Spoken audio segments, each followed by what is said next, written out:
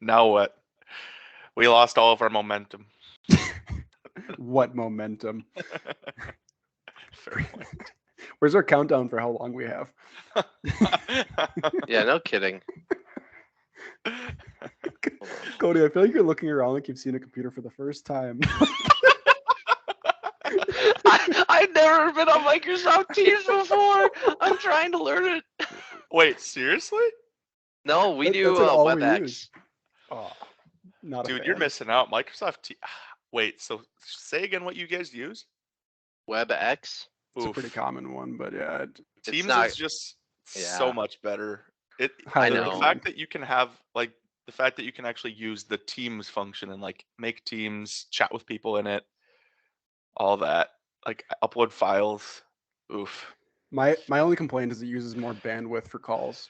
That's the only one I've had issues with of dropping FaceTime calls like this, never on just phone number calls, but That I agree with. That's true. Well, now that we're done talking about the merits of video platforms, I know.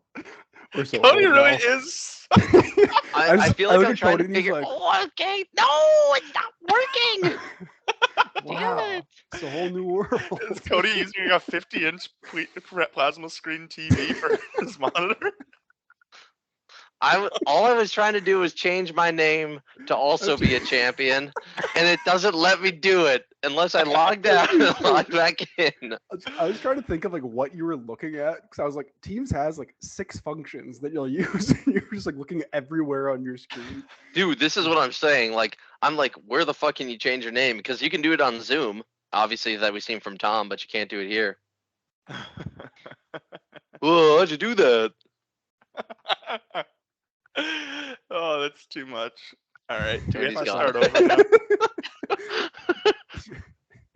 now? Whoa. Okay. Do we have to start over now? No, let's just start pretending that we just continue the other podcast and mesh them together. That sounds like a lot of work.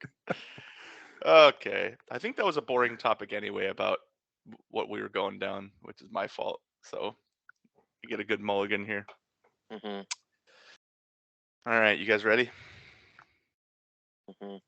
Yep. Okay. Hello and welcome to the Midwest Dynasty Fantasy Football Podcast. I'm here as always, Tom Brumbaugh with Cody Hall and Sam Betland. Gentlemen, how are we doing? Doing good. Good to be back again after the 5 minutes of tech issues we just had. Yeah, the second cut is going a lot better than the first. So what's better, the Houston Texans or our tech issues? Tech issues. They have Damian Pierce. Apparently they're going to be good now. No, that's just for fantasy. That is a funny Yeah. topic, though. The amount he's been rising. I've seen him in top 20 now, which is kind of absurd to me, but maybe it's legitimate. Is it weird that I have him and I feel like I've been not really I think he'll be fine. He's one of those guys I'm like, oh yeah, I'm seeing him getting all this and I'm like, oh yeah, I sure hope so. But I've been burned so many times by the past of this whole preseason hype train shit. Like the Lions going 4-0 and then going 0-16. That I just don't believe any of it anymore. I'm just it was nice to see Marlon Mack get dropped because that was holy fuck, maybe they are really serious about this. But just because he's going to be the starter doesn't mean he's going to be good. I don't know. I think the value is that he's clearly the starter. Yeah. I think that's where people are deriving it. And I think that it really doesn't matter whether he's actually skilled necessarily in that situation because, I don't know, in my opinion with running backs, it's if he's going to get the touches, then he's probably at least top 25, right? So I think that's where the ranking is coming from. Yeah, but how much value does that really provide? You're going to easily recoup your value in where you drafted him, but I've seen him go top 4 in rookie drafts in the last couple weeks, which is mind-boggling. Yeah. Wait, you top 4? Yeah, because he's going to be the starter compared to no other rookie running back this year really has that, including Breece Hall. But wow, yeah, is that super flex too? I think so, but yeah, I've just been seeing it on Reddit, so I don't think that many people have been, but he's on a bad team that he probably won't even be the main pass catching running back, so pretty limited upside, I'd say. Yeah. Also, is their offensive line any good? Like, is there something that I've been like mysteriously haven't understood, like about their offensive line? I was like, I thought it was like okay, but like, I don't know. Well, let's look it up quick. PFF Texans offensive line. Well, last year I can look at what they did last year. Dang it. Yeah, that could. Last year maybe, they were 29th. Yeah. So I mean, That's not too bad. let's be nice and say like what they maybe they go up to 23. Like that's a decent improvement from a year over year. It's like that's still 23rd. Like I don't know. And they're going with a second-year quarterback in Davis Mills. Like there's no passing relief really. Like I mean, unless he takes off, which he could, but I don't know. No, I don't think there's any chance he takes off. I think his ceiling is he plays well enough to get another year. It's like quarterback to quarterback every other year. Like every year, it's like, oh, I guess we'll have him one more year. One more year. Right. But I think that's kind of the situation they've put themselves in. I don't think they necessarily want him to be maybe they do. Maybe they do believe him in the long term, but I feel like they're just they're just like the Lions with Goff, right? They're just trying to make sure that they can stave off until a draft that there's a quarterback that makes sense for them. I was gonna say, what are they gonna get 3 or 4 wins this year? And there are at least 2 or 3 solid quarterbacks coming out next year. So imagine they get one of those.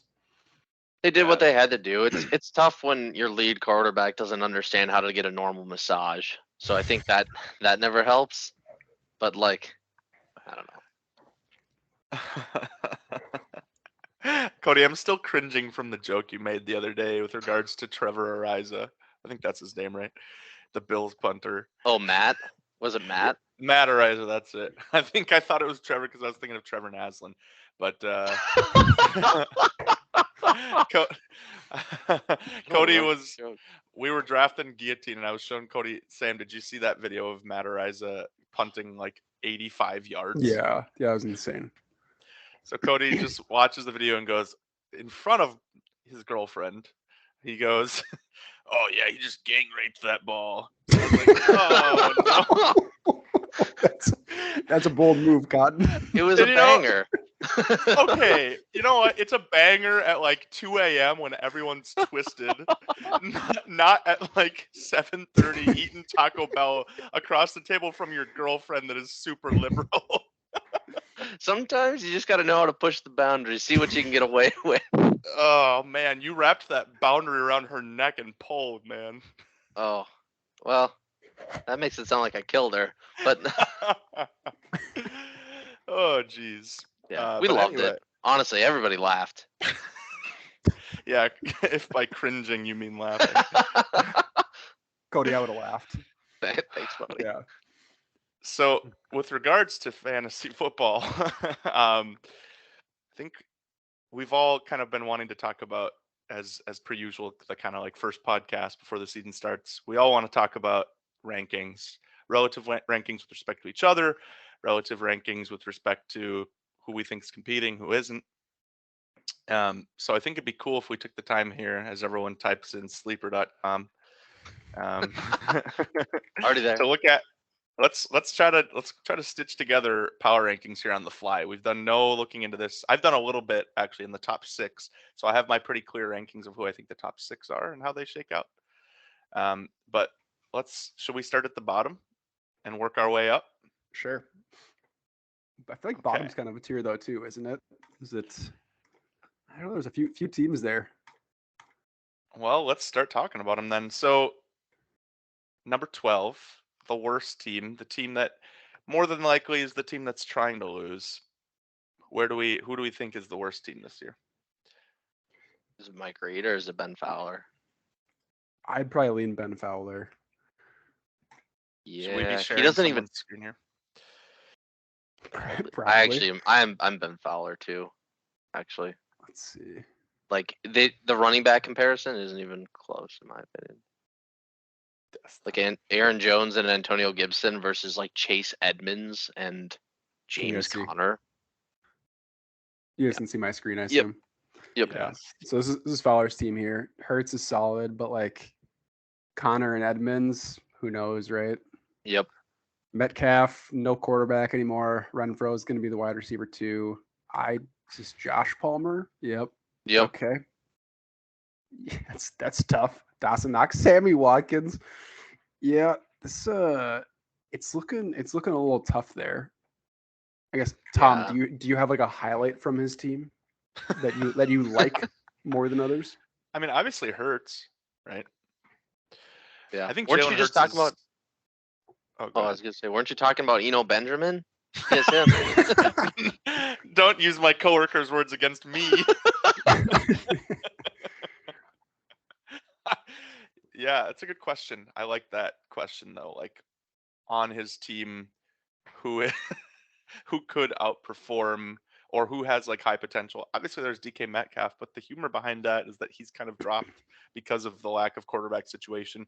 And I think it's not necessarily just the lack. I think it's the concern that with a different quarterback, he's not as good.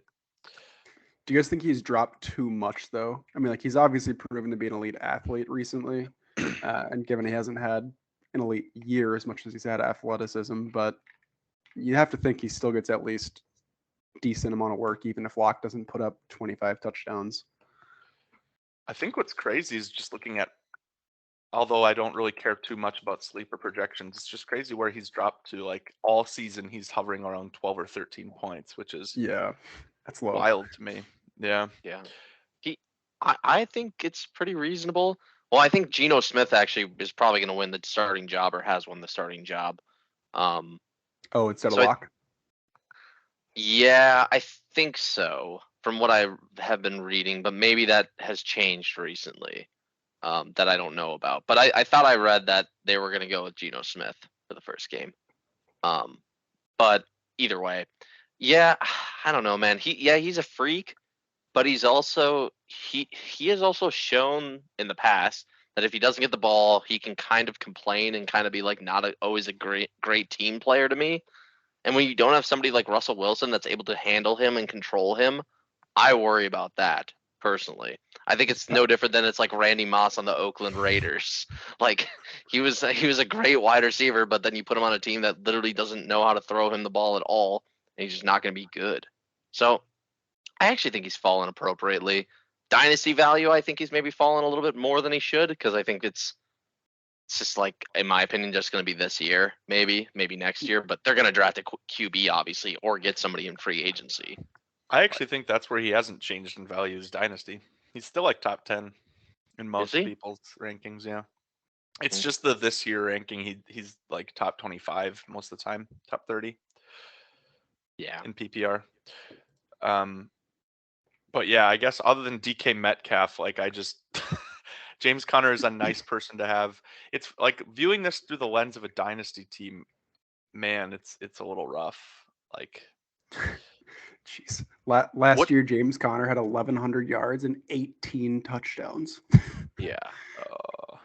So what do you do if you're Ben Fowler? Because not only are we putting him probably at the worst team in the league, he doesn't have first until 2024. Oh no. Yeah, he's definitely missing his first next year. I think he's missing. Yeah, he's missing his second as well. Well, let me guess. He's on your team, Sam. Oh, 100%. Yeah, I traded for that a couple of years ago. Oh. So Um, because he doesn't have a first next year, and then I guess he does 2024. But like, I don't even know who his first. Like, I don't know who did he draft this year. There's somebody that did he draft this year? I thought Mike had every pick but like Oh two. no. probably. So like, he doesn't start being able to rebuild until 2024. So like, how do you not trade DK Metcalf if you're him? Well, I don't know. I could see building around DK as well, and then potentially selling these three guys, unless you believe in Hurts long term too. Like No. you could get pretty solid value for these. I mean, Connor's still ranked as like a top 12 in redraft, not dynasty. Yeah. Like he'll put up points. Edmonds will put up some points. Would you give up 2 firsts for Hurts? Yeah, depending on your situation. If you were competing and you only were like one quarterback away from being like a top tier team, I definitely would. I think I would too. I mean, I was listening to some analysis from the fantasy footballers the other day, and Hurts last year, you can see it's only 16 passing touchdowns, insanely low, right? And he still ended up at quarterback 9. Like that has to come up at some point, otherwise he won't be a starting quarterback, obviously. But like if he Yeah. brings that up to an average number of or 25, then he'll actually be like elite. Yeah. I think a first and a second is a better evaluation, like a late first and a mid second or something. or like a late first and a late second, I guess I'd be fine with. But to Sam's Because you're point, playing on the chance that he doesn't improve as a passer and then is no longer a future QB. I think that has to be the risk with him, right? yeah. I guess so. Reevaluating, yeah, I don't think 2 firsts would be where I would set his valuation. Wow, looking back, I did not remember this trade, but this worked out very well for Fowler. Bridgewater, Aaron Oh, Jones, Sam geez. Darnold, and 2/3 for Connor, Edmonds, and Hurts, his 3 best players minus. Those are the only DK. players that he can Like, trade. Yeah, that's a huge valuation. Nice. That's hilarious. The I 3 totally players we're forgot just about talking that. about. Yeah. Oh my God! So you're telling me his team before that trade was even worse? Not good. But yeah, we'll Oof. see. I mean, I think honestly the major driving thing for his team is his division, where like even though if we have him as one of the bottom teams, his division's pretty open. Where it's like, let's look at the first week. What's he projected? Fowler projected 125. Adam's only projected, I mean, a decent amount more than that. But like, if he can beat Adam this first week, who's to say he can't steal the division from Jake and Mike too? We're both projected lower than him, by the way. Yeah, Which is so interesting. that is But I interesting. think the question is like, what's the outcome where he becomes that team? That's like, what is the range of outcomes? We know at the bottom is that we're arguing that he could be the worst team in the league. Yeah. But in my opinion, the range. Oh, go ahead. Oh no, it's all good. I was just gonna finish that point. Like, what has to happen? Hurts being a top 3 quarterback, Connor not really regressing and being another top 5 running back, Edmonds at least being mid RB2, and DK not really falling off. Like, he's got everyone on this team is projected 10 or more, so like he doesn't have any major holes, but he just can't have any regression at all from anyone. Well, Yeah. Jacoby Brissett's only going to be a QB for him like 11 games into the season. Oh, I see what you mean. Does he have someone else? Taylor Heineke? Like, I mean, he's not going to be starting a QB anymore after Puts in that. Russell Gage, yeah. Unless he trades for one. Sure. Yeah. So I mean, that's pretty tough to not have a starting QB as in your super flex. Honestly, I think that is what I do, though. To answer Cody's question, I think I actually do go to win the division, and then try to just get lucky in the playoffs, I guess. Because option 2 is to like try to trade your good players and then do nothing with them. Like, but I guess like trading Edmonds, I guess I think there's a world where you could try to get a quarterback with like trading, because he's got a second left. Could you argue that you could get third. like a low? Wait, he doesn't have a second left? Nope. No, I mean until 2024. Next year he just has a 3rd and 2/4. Well, that's out of the question, because I was thinking that you wouldn't want to trade any of your 2024 stuff if you're going this route, since you already don't have 2023 stuff. Yeah. Unless you have a really good start to the season. This is where to me no idea what to do. It's actually important. I actually think you don't build around DK. You start literally trying to diversify. You take DK and you try to turn him into like 3 assets, in my opinion. This is like one of the only times you can ever do this, because normally you don't have the space or you don't want to downgrade like that. But I think if you could turn DK into a QB2, a replacement wide receiver, and then maybe like a low tier running back for RB depth, I actually do think that helps out your team. Yeah, I agree, but like, okay, let's think about the market here. 2023 firsts are basically treated as gold, at least from who I've talked to. So like in your position, would you trade to 2023 first for DK? I actually would think about it. Yeah, I wouldn't. Would you? I'm also when I'm saying this, I'm not talking about draft picks. I'm talking about actual players. So like other younger players? Yeah, I'm talking about like if you offered like, say for example, like Mac Jones, who's just like say like Christian Kirk, and I don't think they're all in the same team, and say like, I don't know, who's like a RB20 or something like that. Your team's got the most players, so like, would you give up like Zach Wilson and J.K. Dobbins? No. I would think about it, but like if I gave up Zach Wilson, say like Elijah Moore, and then go to my running backs like Rashad Penny, I might do that. which I think would actually be way better for his team. Because it That gives could be. him comparable guys. It gives Elijah Moore to put in there as a wide receiver. Actually gets him a quarterback too, and then Rashad Penny is another starting running back onto his team. That if he actually gets some sort of depth, Should send it over.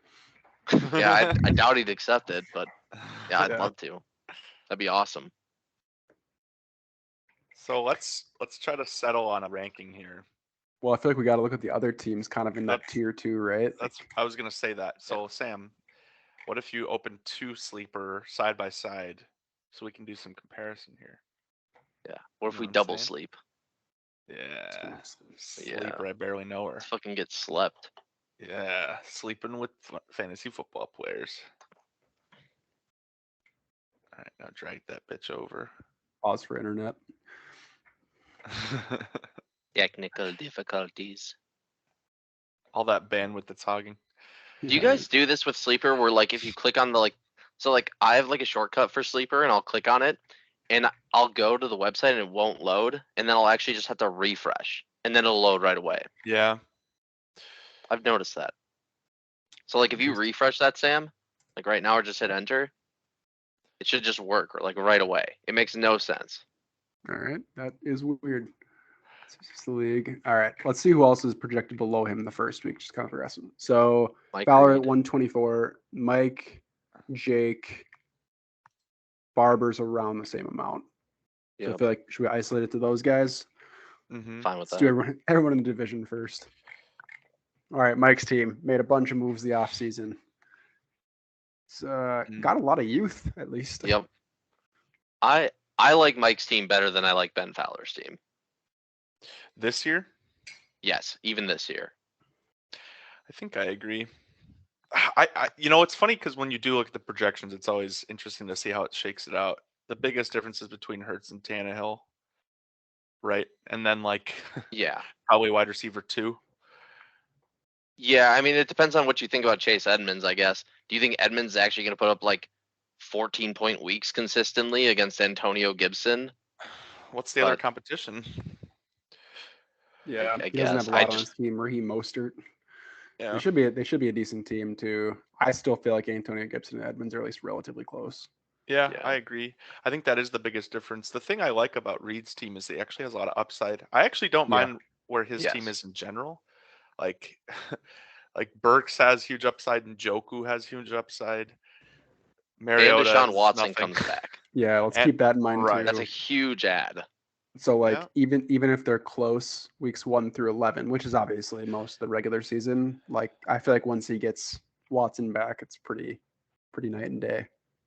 Yeah, And I'm Fowler not a doesn't have big- an extra quarterback. I'm not a big fan of Gibson this year, but I don't know. Yeah, I guess I would go with Reed's team for this year, and I actually don't mind where it is for Dynasty. I think he's actually kind of rebuilding it the right way. Just needs the wide receivers to hit. Yeah, it turns out Then he- when you have this just looks like the Just 2022 Walker, draft too. class. Yeah. Yeah, Jeez, basically. yeah. He's got Yeah, he's Walker Kenneth too. Walker. I think they're Chris- starting Rashad Penny the Watson. first couple weeks. Yeah, he's got. I mean, And he has players on Malik his, Willis, too. players on his bench too that like could definitely hit this year. Yep. So okay, Yeah. so we all agree. Mike above him then. Yep. Okay, let's go with So Jake. Mike, can we do a this year and Dynasty ranking? Yeah, it's a good idea. Do you want to jot that down, Tom? And I can keep That's sharing fine. this screen. Yeah, I'll do that. So are we taking Mike this year too? Yeah, I think I am. Yeah. I would. Yeah. Yeah. Yep. Although I don't know if it's like a tier gap, but I would take Mike above him this year. Cool. I agree. So far, we're settled on Mike not being at the bottom for either, and Fowler potentially. We'll pencil in Fowler at the bottom for both. Mhm. All right, and we got Jake. Tua, pretty high on Tua this year. Cody, I'm sure you still hate him. Yeah, I'm fine on him. I think he'll be okay. Well, here's the real question: Tua or Daniel Jones? Tua. Oh, cool. By far. Daniel Jones sucks. This is last year in the NFL. I'm victory lapping because I'm a douchebag. So anyway, Tua. I don't have him. I don't care. I traded him with that knowledge. No, Sam knows what I'm referring to. When we were playing League earlier, I was Yeah. talking about how every podcast I used to open by saying I hate Daniel Jones. I know you always used to defend him. You guys would go back and forth on that literally every podcast. Yep. He had his time. He had a chance to turn out. Just like Cam Newton had a chance to turn out, Okay. and then didn't. But All right. Well, on that note, I'll give you the Cam Newton though. Yeah, Jesus Christ. Running backs looking pretty tough here. I mean, you never know. Darrell Henderson could get some work. Gordon, I've heard reports that's going to make a 70-30 split, but if that's closer to 50-50, I feel like he'll still be decent. Yep. Wide receiver should be okay. Yeah. I feel like both of these situations, Lazard and MVS, are kind of up in the air. Like, if they're the number one on their team, they're both going to be elite, but really, who knows? Yep. I don't see, tell me how MVS becomes the number one. I don't Apparently, know. Patrick Mahomes, he's had a good rapport with them through preseason. I Is the get it, reports that have come out, but but I agree. MVS doesn't seem like a number one volume receiver. He seems like a stretch the field, Like which Tyreek. I guess, yeah, but Tyreek had ball skills. Yeah. Like Tyreek was a slot. Tyreek is a unique slot receiver and go route combination, which is very rare. Yeah. Yeah, I don't think MVS will be the number one. I think he'll contribute, but I actually think Allen Lazard's going to have a huge season. I think he's going to be the number one on that team by a lot. Yeah, I don't think he's a good receiver, but I think that he's the number one on an Aaron Rodgers team. Yeah. Yeah, it'll either be him or Watson to me for Green Bay. So really, Yep, we're I agree. looking at between him and Mike Reed's team, right? Which is that's Fowler. Do we view him higher than Fowler? I guess that's the question. Ooh. I would say Dynasty definitely. Yeah. Jake has a lot of picks. I think 4 first over the next 2 years. Oh, that's a relief. So yeah, so he's set up Ritter. good Dynasty. I like that. Oh. That's good. That's what I expect to see out of one of the bottom teams and the top team for first in the next couple years. As weird as this sounds, I think I would actually take Jake's team over Ben Fowler's. I think Jake at least has some depth with certain areas, whereas I just don't. I feel like Ben Fowler seems so fickle that one injury, which is generally always going to happen, you're always going to have a player get injured. I don't know the last time I haven't personally had that. It just throws off his team to me. I mean, the running backs it's just all comes down to the running backs. Ben Fowler has better running backs, but if Jake's are even half decent at all, then he wins it by a long shot to me. Yeah, I agree. I mean, I think like we talked about with Mike's team, not quite as much, but Jake's team has quite a bit of upside with his players. Yeah. Yep. I mean, he's got Desmond Ritter on his taxi squad too, which if he ends up taking over for Mariota at all during the year, I think that's a good hit. How does he have Aaron Rodgers on his taxi squad? Whoa. Wait, is that something I don't understand? That's Amari Rodgers. He's also black. Shit. Yeah. Good try. Are you not looking at his picture at all? I was very confused there for a second. I thought you were trolling so hard. I know. I thought so too. No, I was dead serious because all I saw was A. Rodgers in Green Bay. Yep. Anyway, now that we can move on past that. All right. So we all agree better than Fowler now and Dynasty, I think. Yep. Let's compare him to Mike's team because I think this is a little bit closer.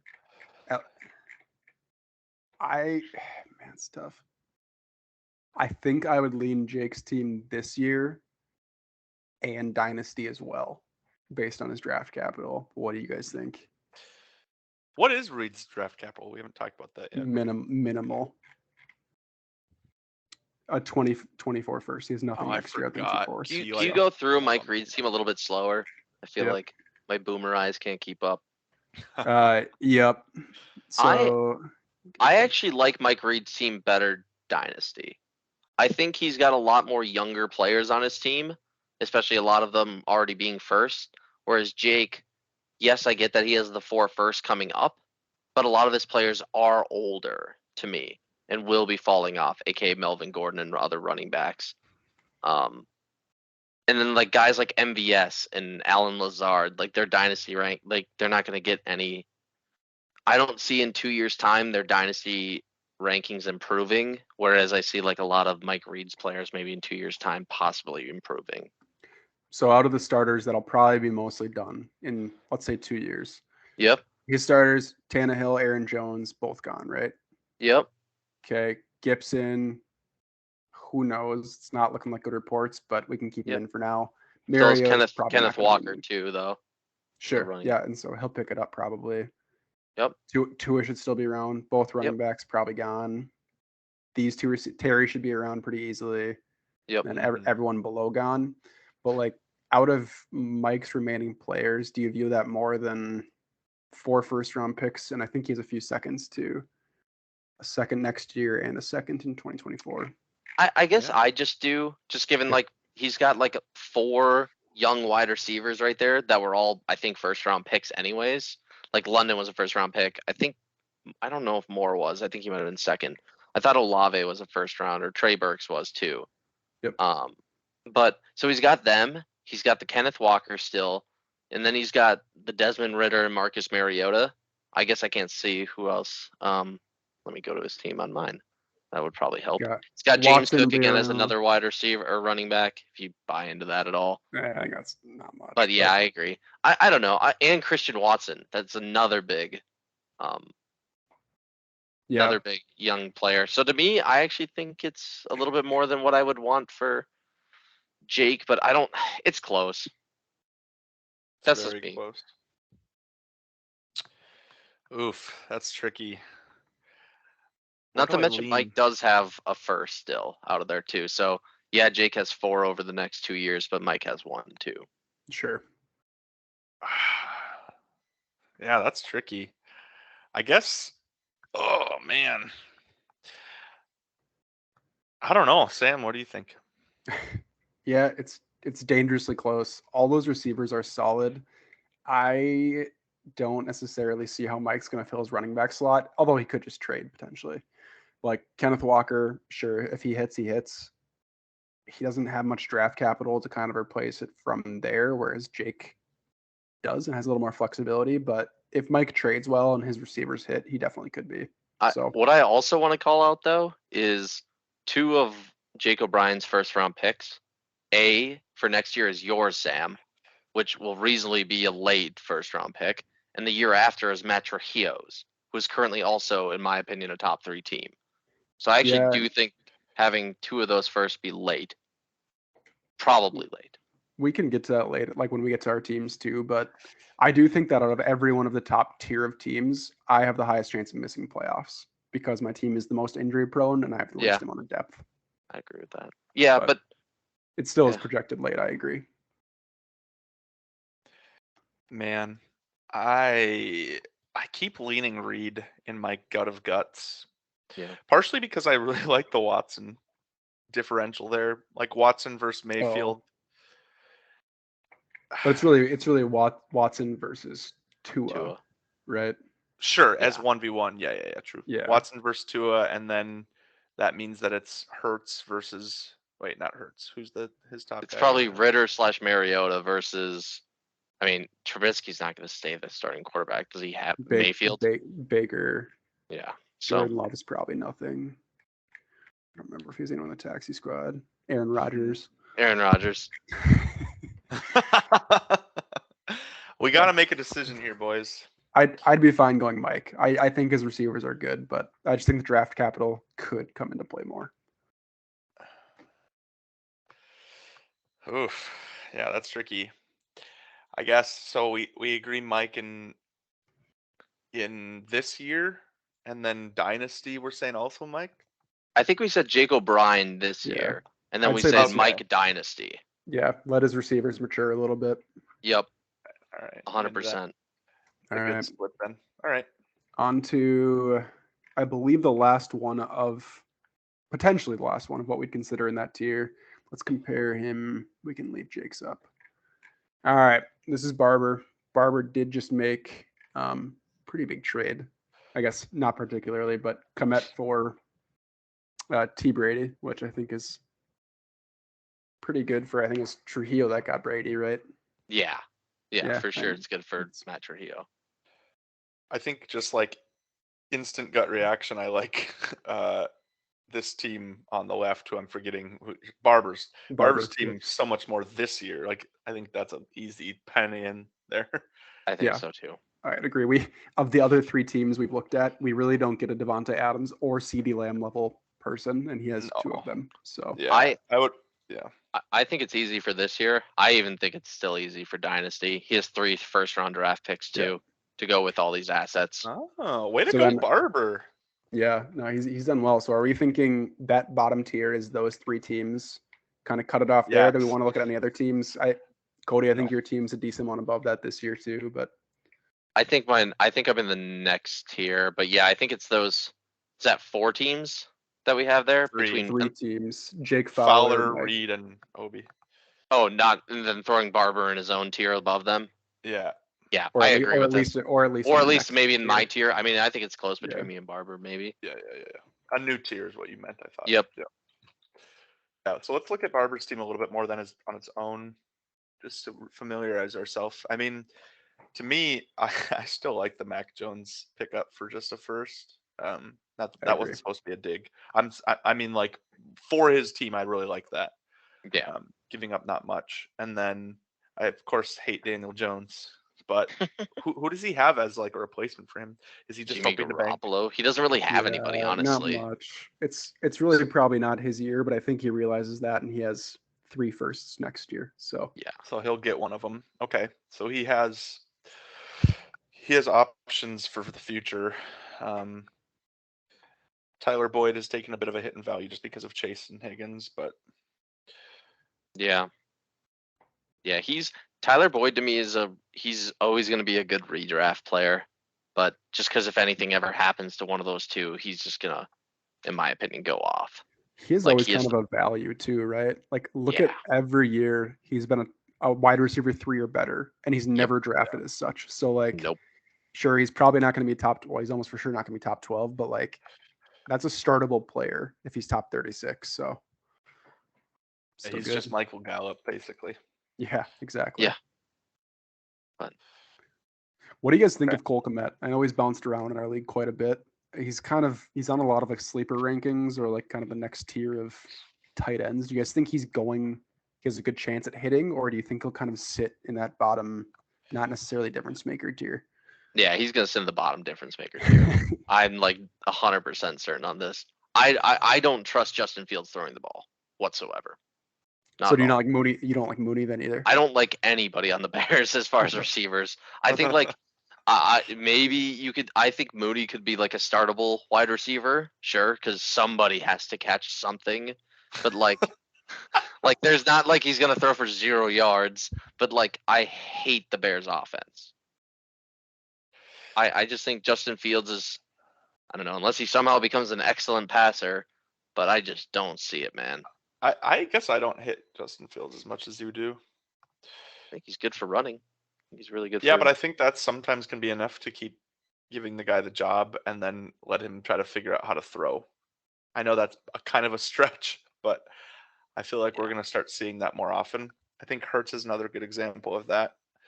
And I think that especially in like real life football, that is valuable, right? Like if you have enough value in your legs to be able to justify staying on the field, that can be the reason that you get better and cement the job. I don't know. Is that BS Yeah. to you guys?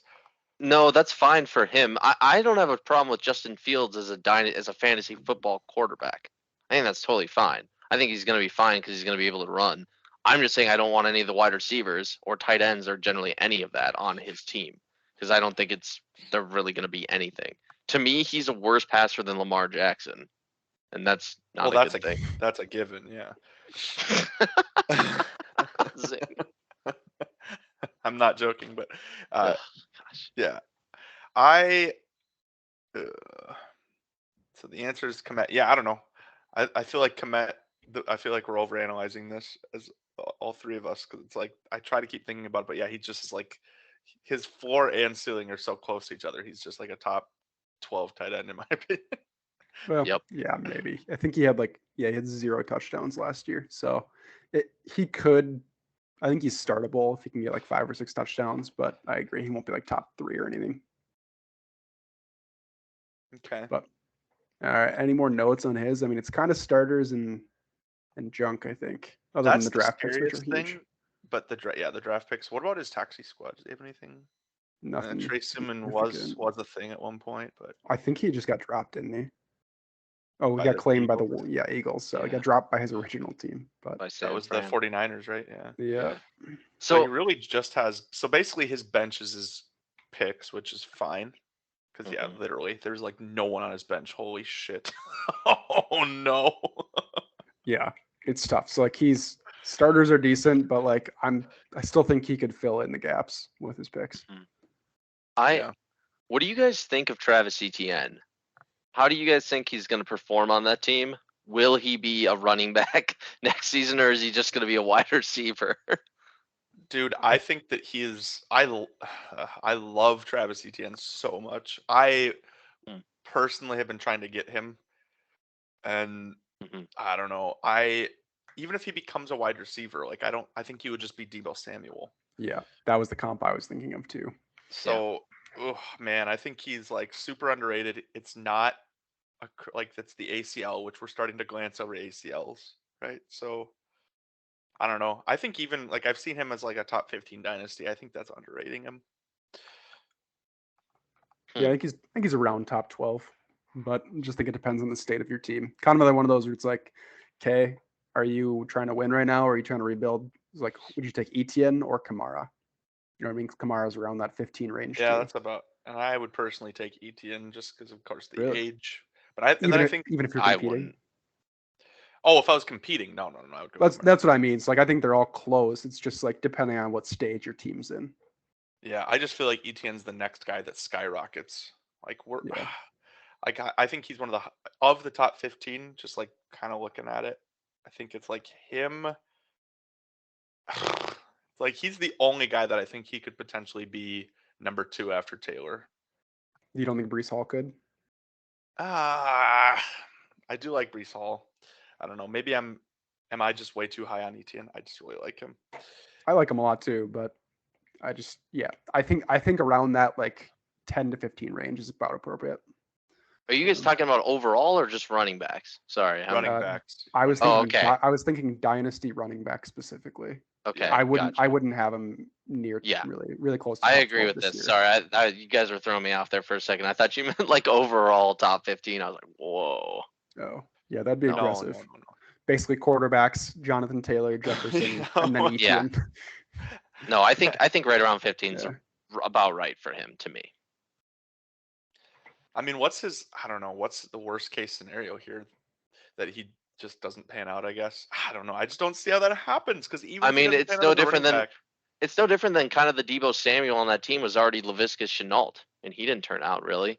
well, Laviska Shenault's not nearly as good as Debo. No, but Etienne Yeah, might not be yeah, neither either. is Etienne. Like, I don't know. Like, he's not Debo. Yeah, I loved Etienne in college though. Yeah, I thought he was good, but I don't think he had ever had it. I don't know. I could be wrong, but I thought like his whole combine stuff wasn't like off the charts. I thought it was just like solid. Like I liked ETN coming out of college too, as just a running back. Like he was up there. Like it was always a question of him or Najee to me for sure. But like I think San Francisco just makes Debo work so much better too because of Kyle Shanahan. I think he just knows exactly how to utilize them. Whereas Jacksonville literally is on its another new coach, a second year quarterback. Like it's just so inexperienced in this offense that they're trying to run that maybe in a couple of years it might work for him. But I just have a tough time buying into the fact that it's all of a sudden going to work and he's going to be Debo Samuel this year.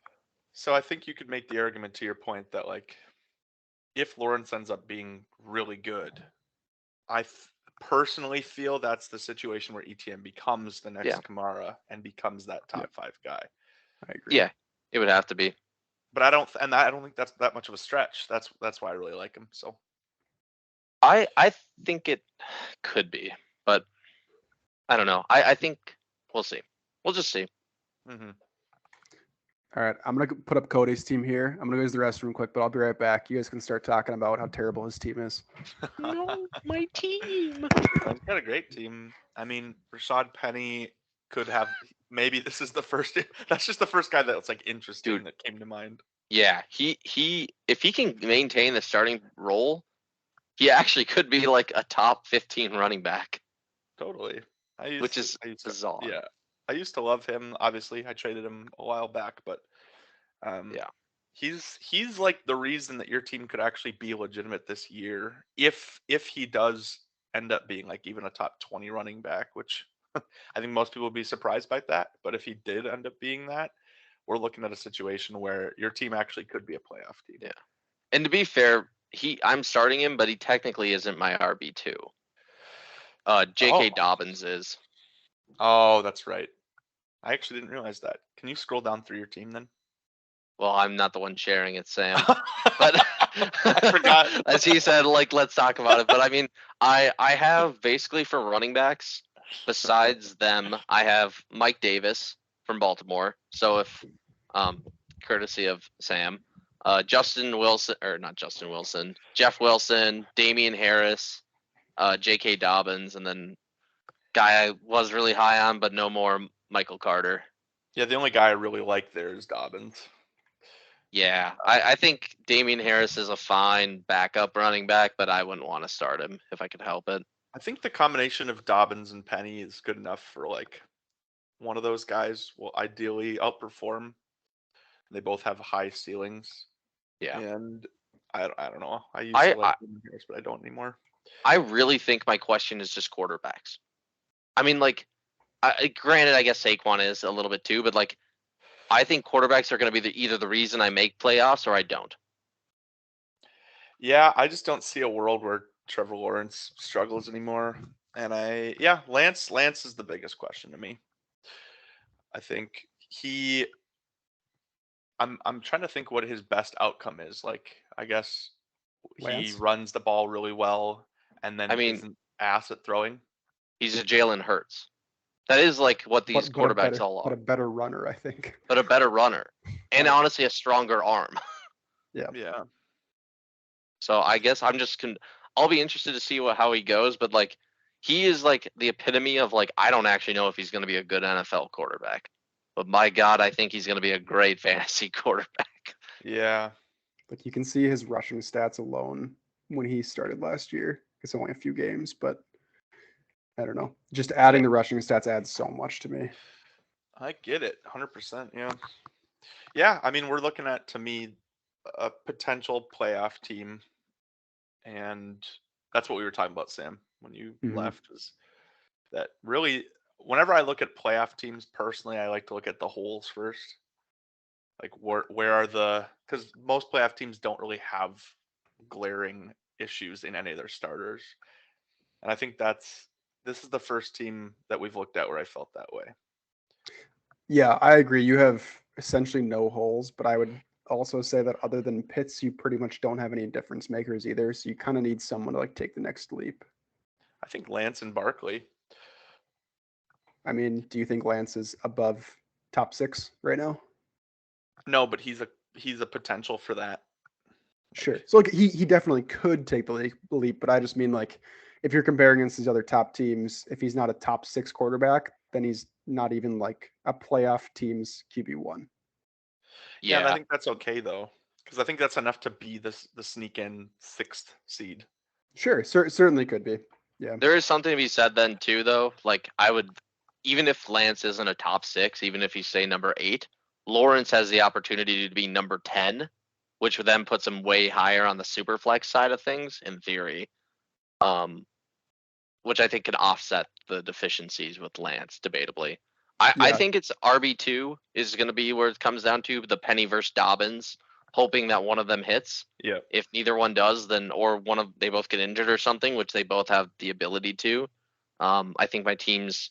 I'd have to throw in Damian Harris, which could be a band-aid to try to get it in there. Wide receivers, again, I need Sutton or Judy to be like a wide receiver one this year, and I'm pretty confident that one will be, but again, I just don't know who.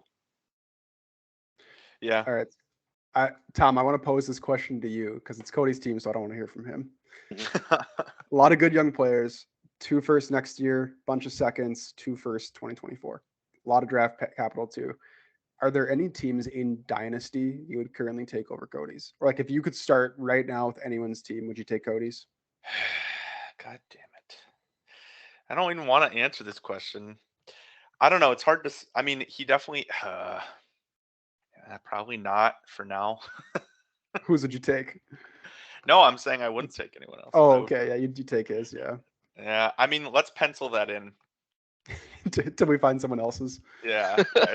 And let's like not even pencil it in. Let's like take a dead pencil that the lead is no longer in there, like one of those mechanicals, and then just like scrape Cody's name in there.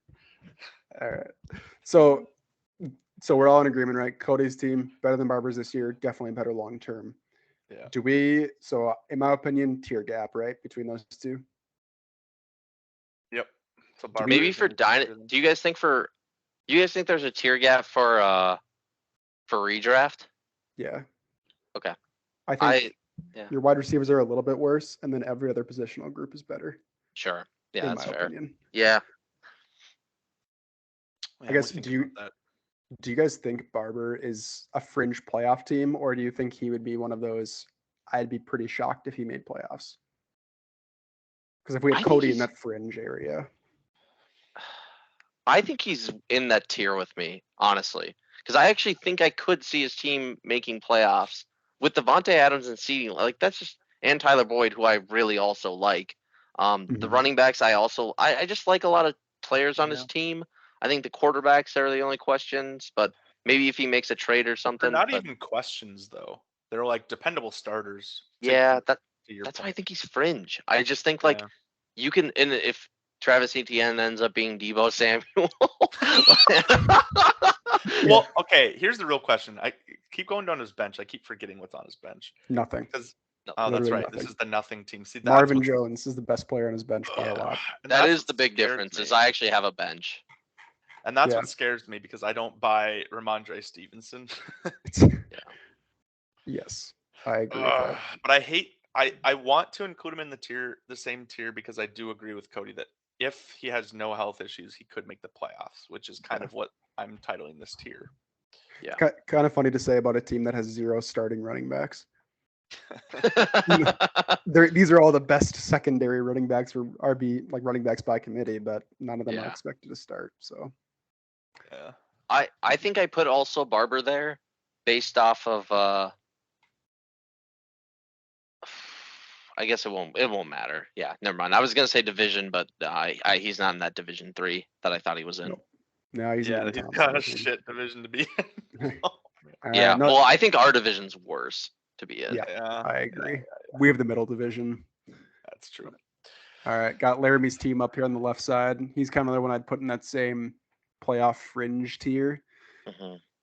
It's tough. He's got a lot of highs and a few lows. But I think for redraft, it's Laramie. Yes, I would agree. It's quarterback, probably close, but scroll down to his bench again. Sorry, he's got more than Barber. Gainwell could be okay. Quarterback, Goff, Robbie, McKenzie's fine. Got a He's okay. Couple backup tight ends. You guys that probably won't do much. Well, Chuba Hubbard's gonna be the starting. Yeah, that's good to have the starting Carolina running back. That's wow. From what I've heard, I do not think he's the backup currently, or what I've read, I should say. But yeah, no, I mean, definitely above Cody's for redraft. Cody, is there anything that you would take currently from your team over his, like any positional group for redraft? I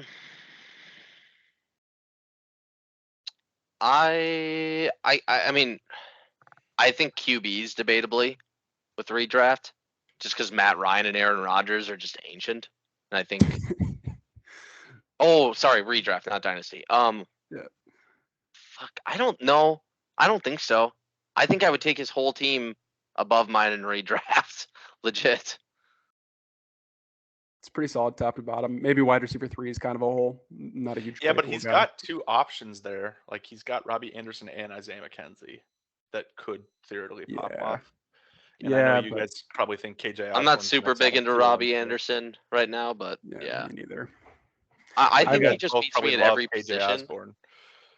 Yeah, god damn it. Yep. Um, So elite. Yeah, it's just I like my team way more than his dynasty, but I think I love his team way more than mine for this year. Agreed with that on both accounts. Tom, I'm sure you'll be happy to hear this, but the Sun God, huge fan. I think that guy is going to be a stud. I've only heard it's like you hate when it's coming from training camp, but even I forgot who Mhm. else was it that it was like Julian Edelman.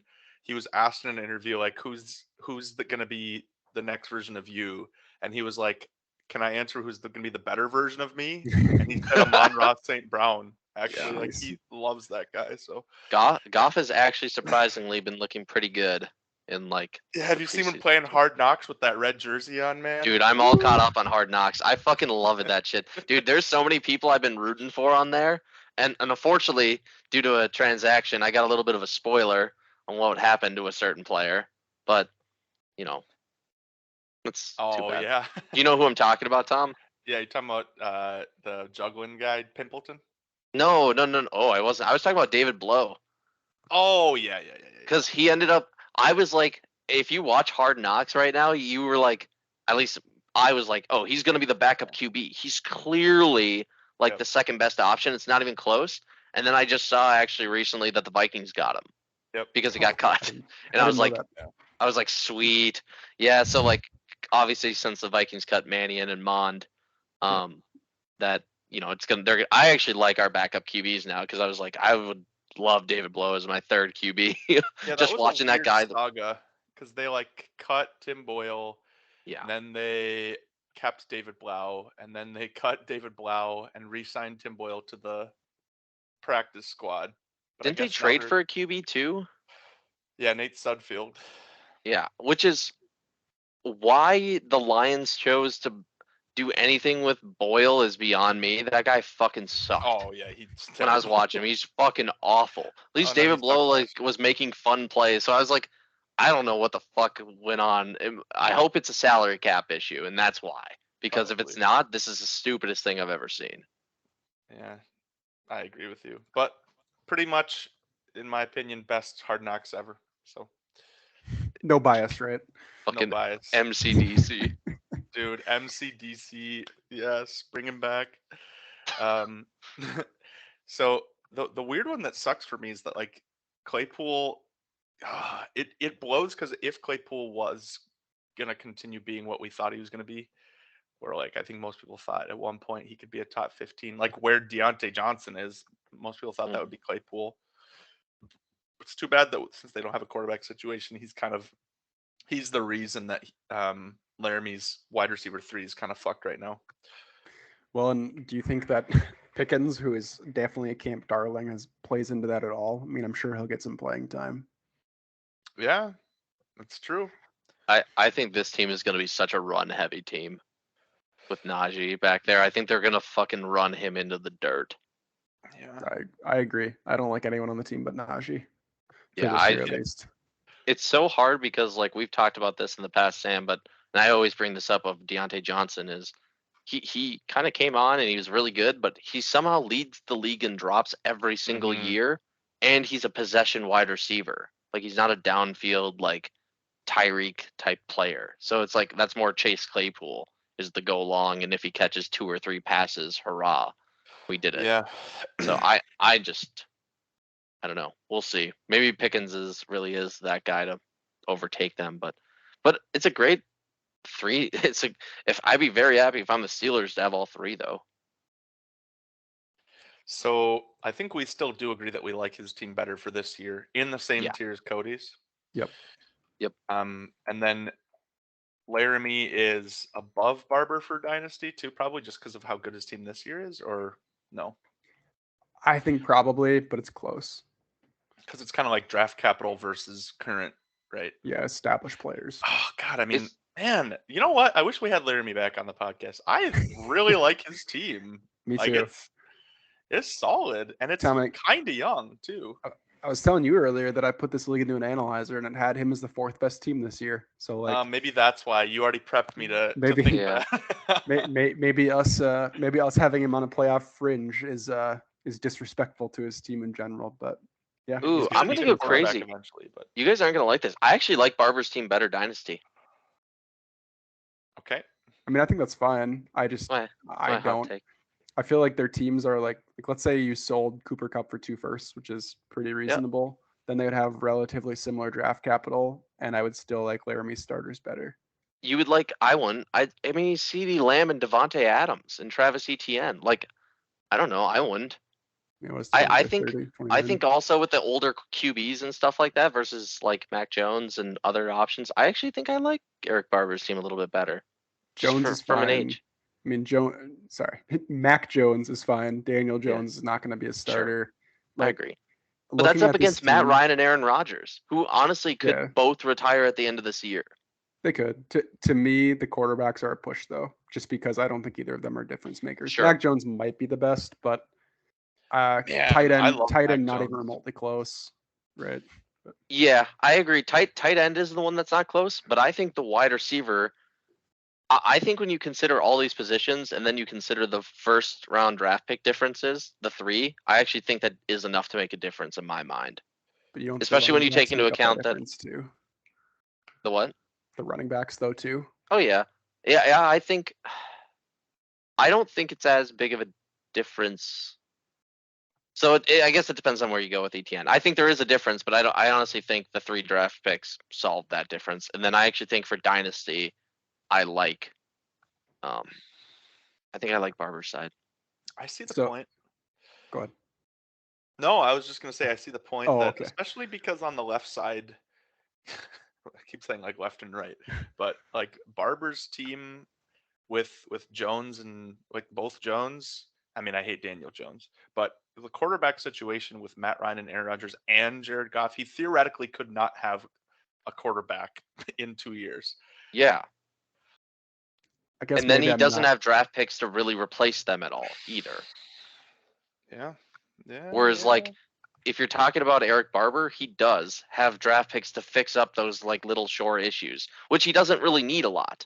Like I mean, like if he had ETN as a second and then just finds like a different hit or gets something else, I think he's fine. I think CeeDee Lamb to me is the best dynasty wide receiver out of all these guys I'm seeing. My opinion. they're close, but I'd take Cup over him personally. Okay. But Man, I think they're close. I don't think I would with Cody's Lamb argued because his way into my heart. I think I do think Barber's team is slightly better than Okay. Laramie's. Tom, give me one more chance. Okay, all right. Okay, so let's exclude quarterbacks. I still think they're close. Tight ends super far off, but let's just do running backs for now. Would you rather have Najee Harris, Joe Mixon, and Miles Sanders, or Stevenson, Hunt, and ETN and 3 firsts? Because to me, I would rather have these and then net out the firsts and call running backs and firsts even. Because like Interesting. to me, ETN's the only somewhat difference maker, and I would still take Najee. Mixon's at least a first ahead of Hunt, and then Miles Sanders probably isn't a first, but definitely ahead of Stevenson to me. Oh, I mean, if you're asking the question, would I rather have the latter, of course, but I think that that's not the vacuum here because, like I said, I don't know. I'm also very high on Mac Jones. I don't see a world where he fails and then they have to draft another quarterback. Like I just Really? can't. You think I he's that can't high? imagine. No, I don't think he's high. I just think he's a dependable player. Like I think he will be a starter for him compared to where Barber is going to be scrambling to find something, or other way around. Laramie's going to be Laramie. scrambling to find a quarterback. I agree. All right, I'm outvoted then. Sorry, Barber's Sam. higher in Dynasty. Yes. I feel bad though because I did like your argument about his running backs. It I doesn't like his outweigh. starters so much. No, I that know, I which think is they're so why much he's better, but- clearly. I think you could make the argument Laramie is on new tier of his own for this year over Okay. Cody and Barber. Yeah. Well, let's see this one. I feel like this is the last one, which is funny because it's our reigning champ that could potentially be in this tier, but it might be a tier up. This is Okay. Marcus's team here.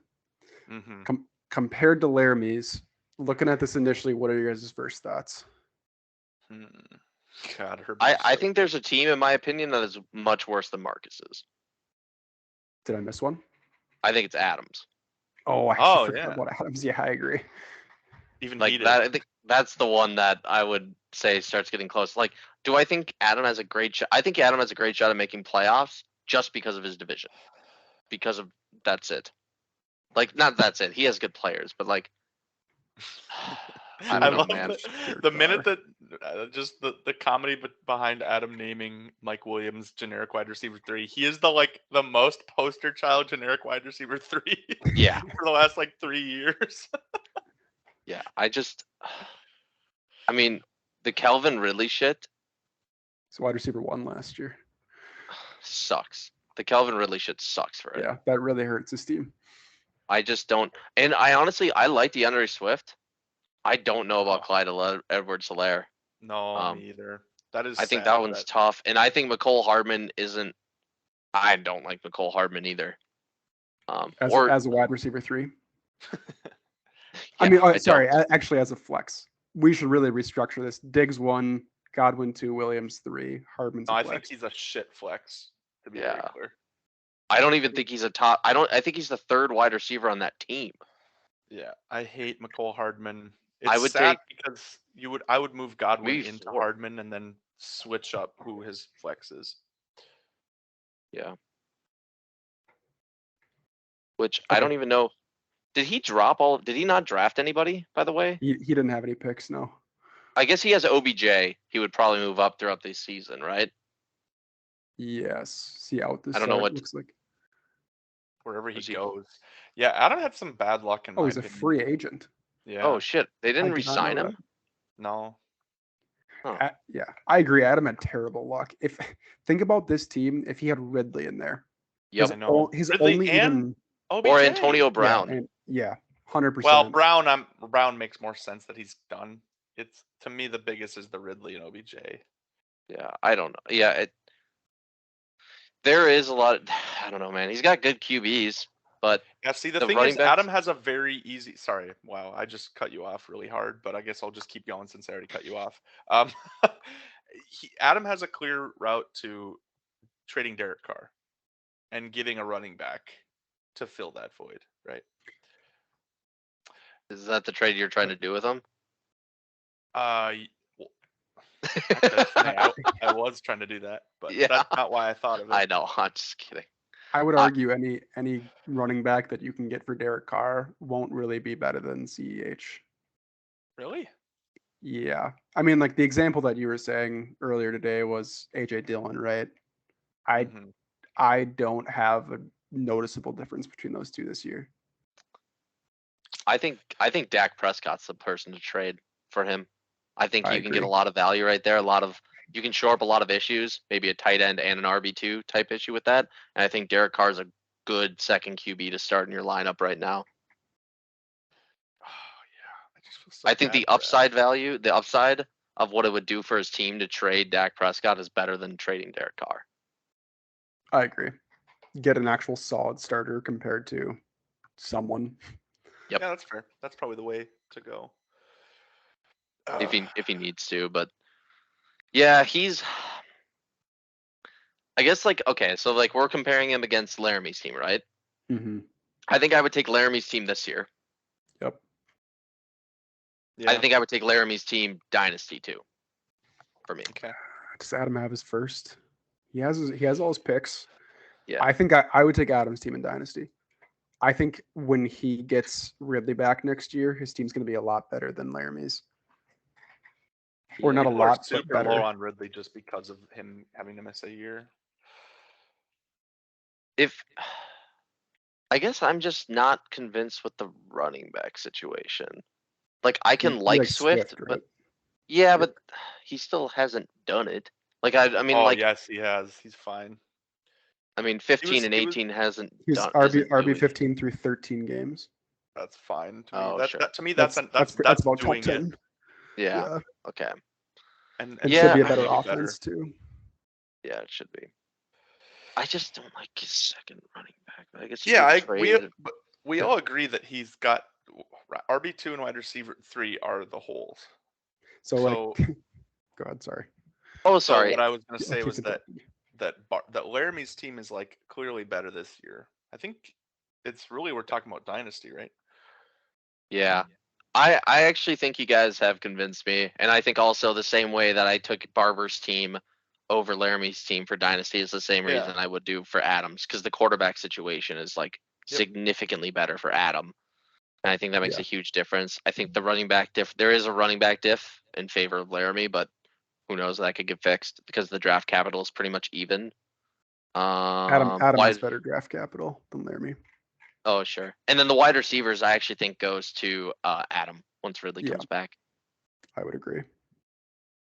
So yeah, I think I take Adam Dynasty. I think that's actually fair. All right. So Laramie this year, or Yep. Yep, and then Adam Dynasty. Yep. Okay.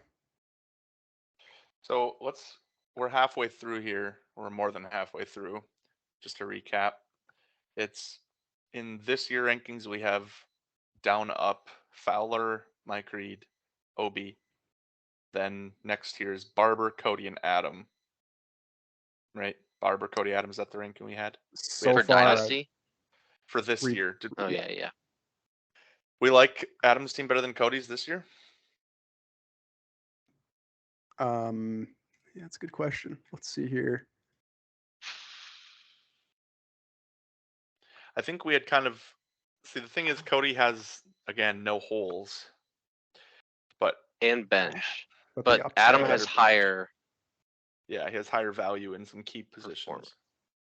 I think I I'd- would actually take mine. I know I'd this take- is gonna be. I'd take Adams. Ooh, I get to be tiebreaker. Ooh. You do. Can we give your pitches? I like that. Sure. All right. I would take both Adam's QB1 and QB2 over Cody's QB1 and QB2. Even with the upside of Trey Lance, I would still take Kyler Murray by quite a bit. And I don't think Lawrence and Prescott are really that close. Yeah. DeAndre Swift and Barkley, I agree, are close, but I would take Swift. And I think redraft ADP has shown that the consensus rankings there are the same too. Uh-huh. CH versus RB2, I think that's a push.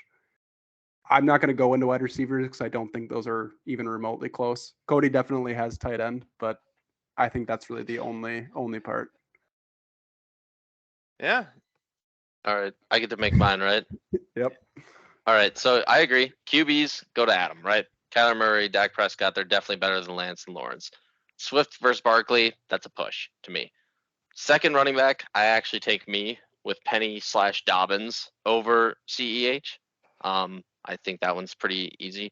Do you say you take Adams wide receivers over mine? Because I don't. Not even close to me, no. Oh, I disagree. I think Sutton or Judy, one of them will be a wide receiver one this year, which I think helps counter the Diggs. And then after Diggs, I don't think he really has anything. He has Yeah, like OBJ that's not even on a team. He has a Godwin who's injured and could possibly be the third wide receiver on that team versus me with a ton of options of Sutton. Say Sutton is the wide receiver one. I have Waddle, Judy, Elijah Moore, Rondale Moore, Kadarius Toney, Jacoby Myers through all these wide receivers that just could be there.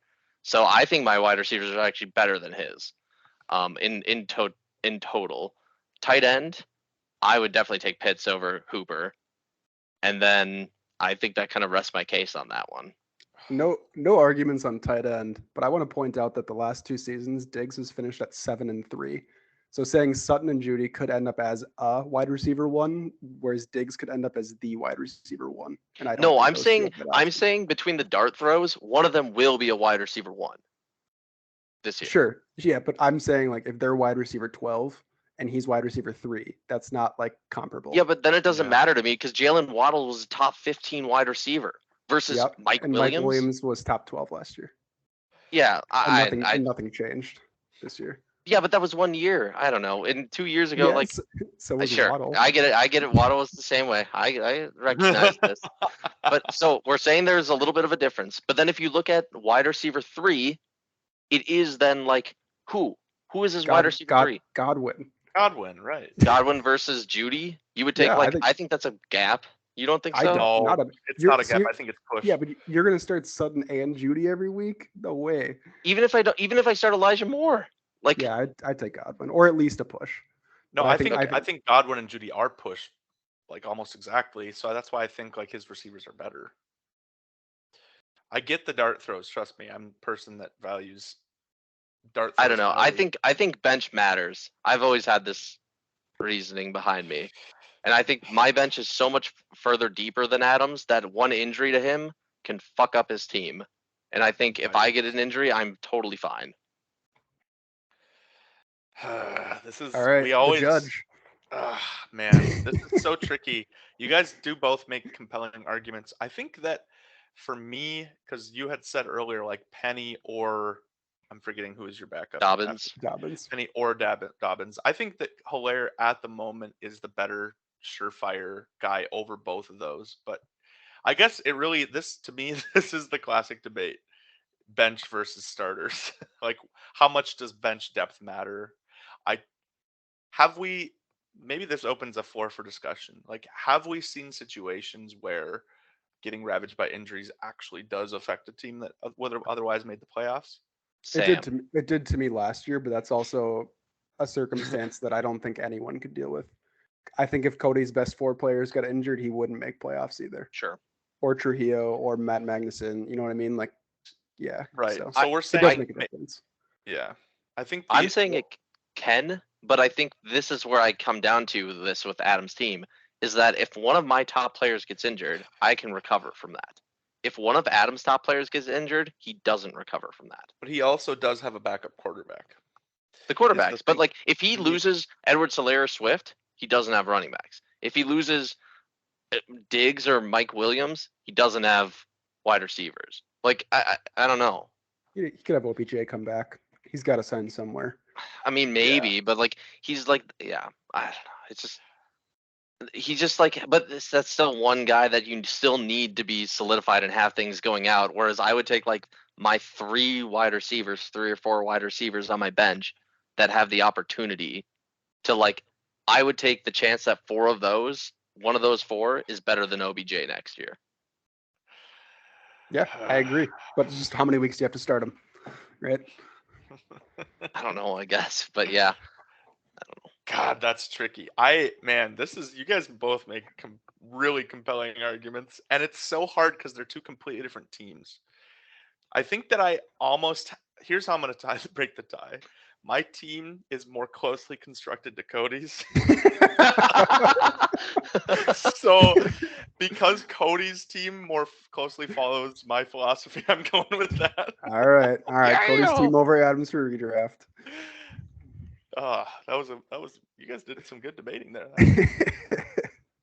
All right, I'll win the next argument. All right, so I believe we still have Laramie as the top in that tier we've been discussing, right? For I think redraft? Yeah. Almost a new tier because we didn't even question him the entire time. For redraft. Yeah, I think that argument could definitely be made. I'm fine with that.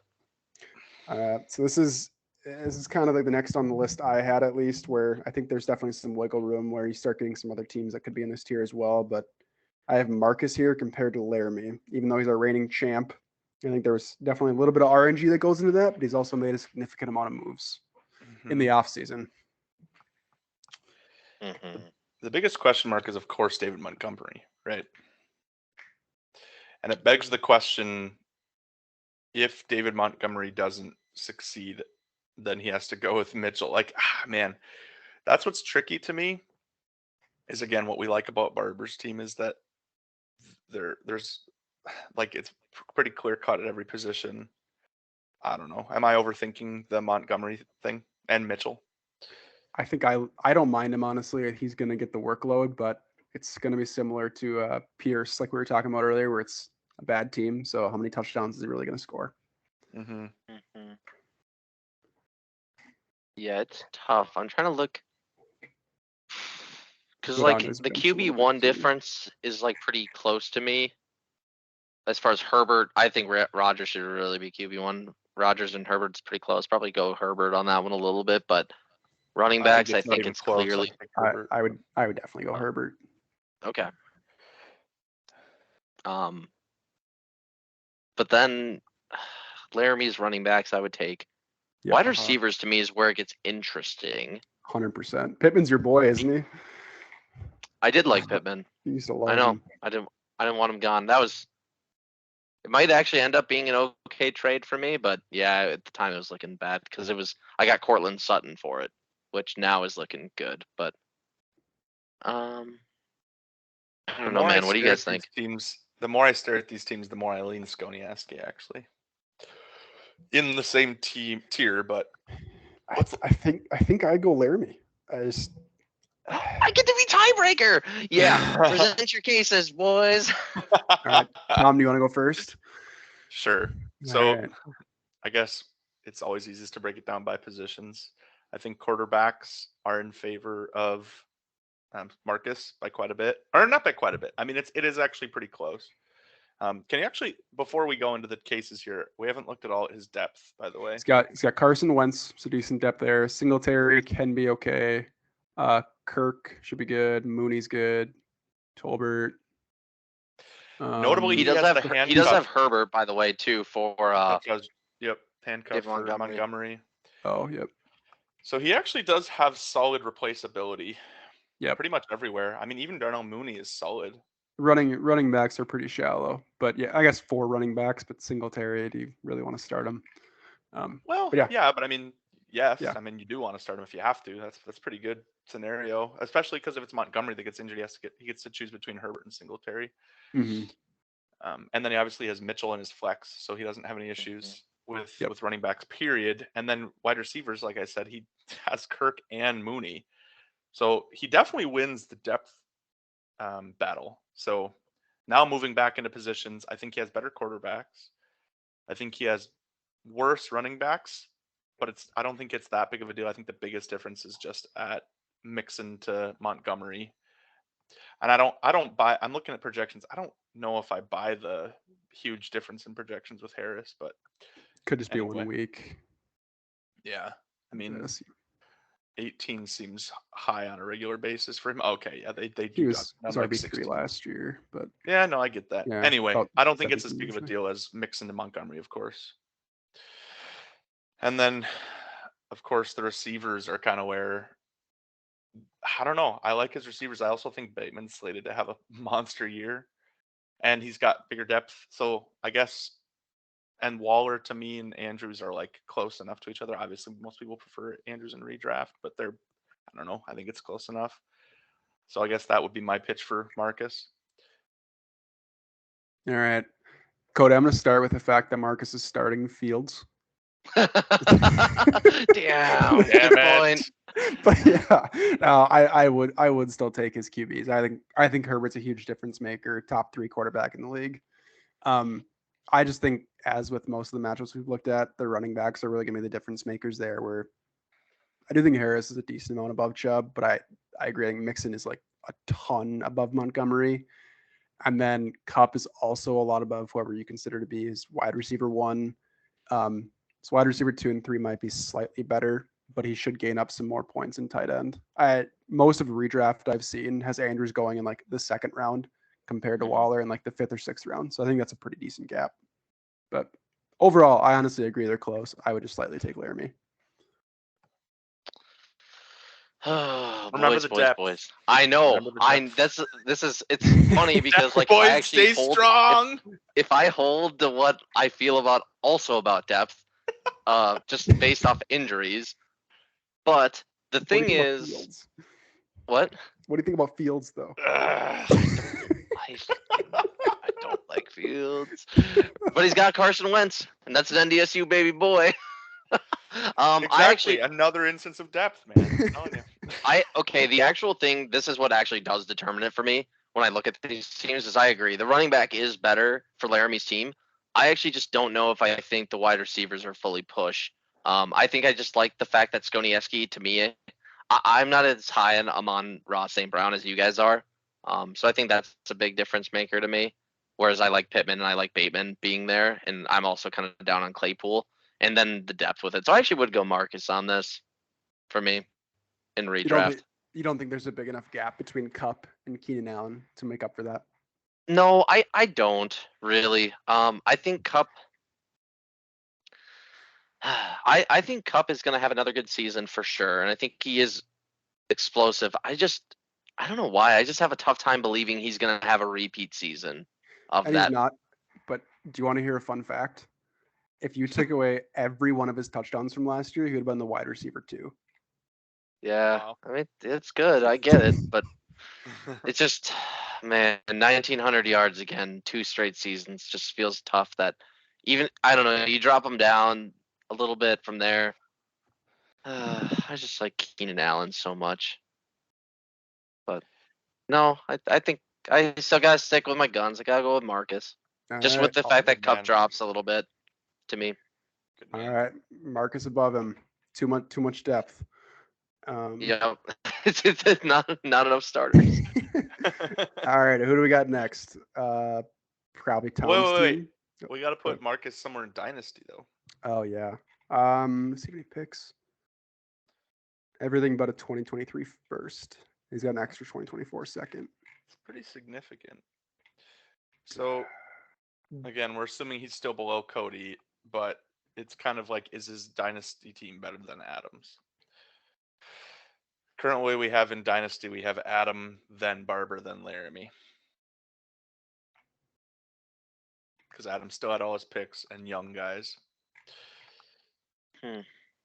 I'd say he's definitely better than Adam in Dynasty.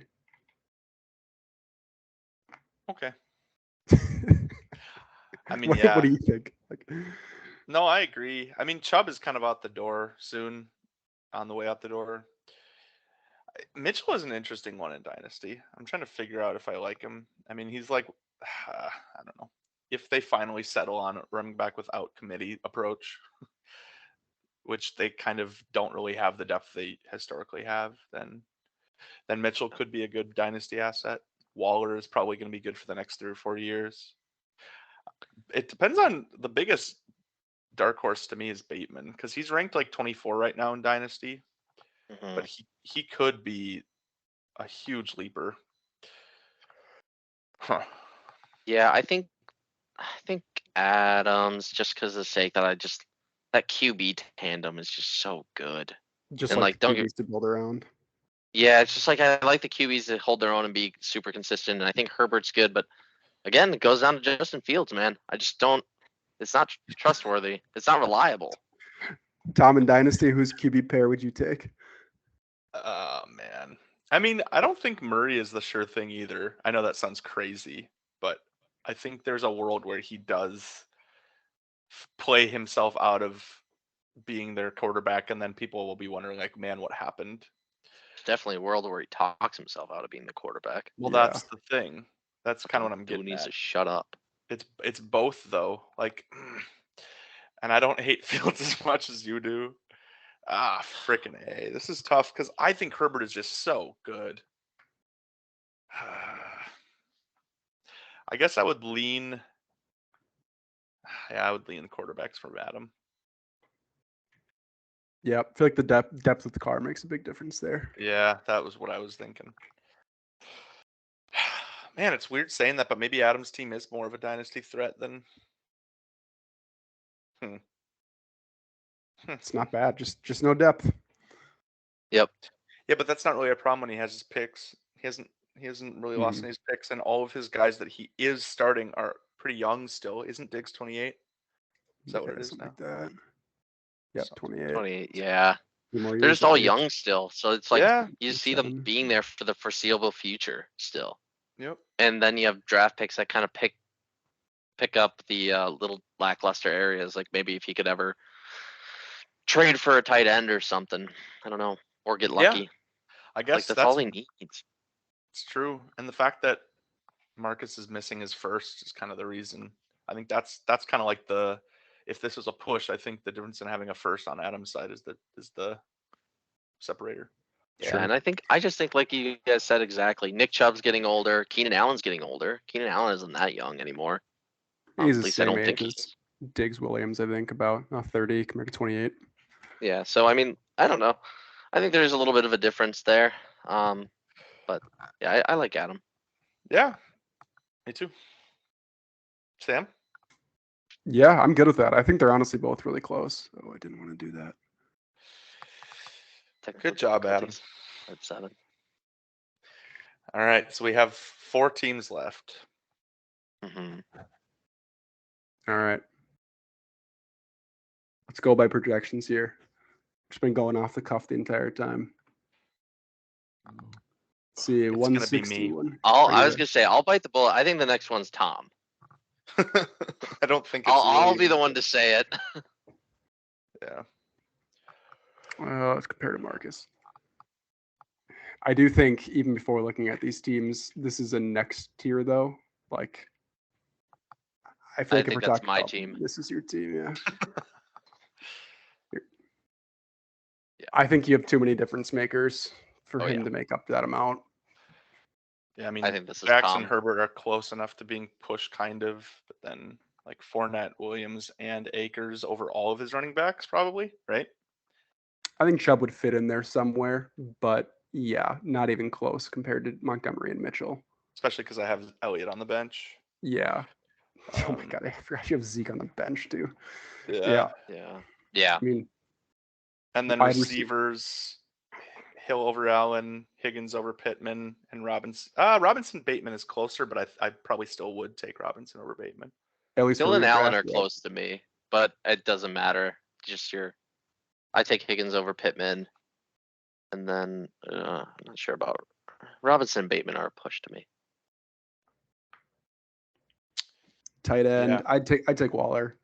Yeah, Sitting me Hawk's good, but Yeah, I agree. and I'd take Stafford over Fields. Yep. Yep. Oh, for sure. 100%. Not even a second thought. So I think the Take- question is whether I'm in a new tier, and I think Yeah. that's your guys' thing to decide. I don't think it's I don't actually particularly think you are. close. You don't think he's in a tier above Marcus? Oh, I guess with the depth. Sorry. Yes. But even without the depth, where you're going through the positional group where like running back's way better, everything else basically the same. Yeah. So for them, with that, like fantasy pros, like Chubb is the best running back out of the 4, which I actually don't disagree with.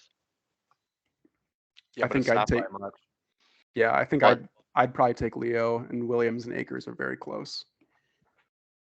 Yeah. Yeah, those two are close, and then it's just the David Montgomery thing.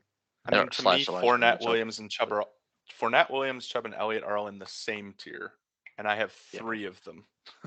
Yeah, I agree. Yeah. So it's running backs go to Tom. By quite a bit, I think. Yep. But you're only starting to. I guess, like, to me, it's not by quite a bit, but unless we think Chubb's going to get injured, Guess how much do you have Chubb above Leonard Fournette? not much. I mean, like, I have him about 4 or 5 spots above Fournette. I'm not high on Fournette this year at all. How But close do you have even Montgomery? it doesn't matter because I am high on Javonte Williams. So let's just put it this way then, because to me, it's like Which- Chubb and Montgomery are probably in the same. Let's just assume they're in that same tier then. Yep. I think that Akers and Elliott is better than Mitchell.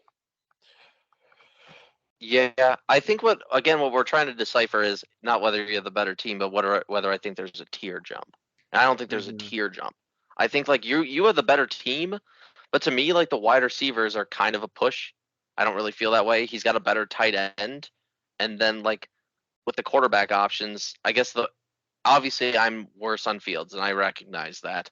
But to that point though, I guess like you guys are really high on Justin Herbert though too, compared to Lamar Jackson. So I mean, like we're saying that Tom is better, like a really better RB2 situation, or has like a better RB2 situation, and then a better flex or super flex position, and then I suppose super flex, and that's where we're drawing the line. And we're saying that outweighs enough to make it into another tier. That's like half his players. I think he just listed 4 out of our 9 positions. So yeah. RB2. And- I just said RB2 and super flex, really. So you said RB2 flex and super flex.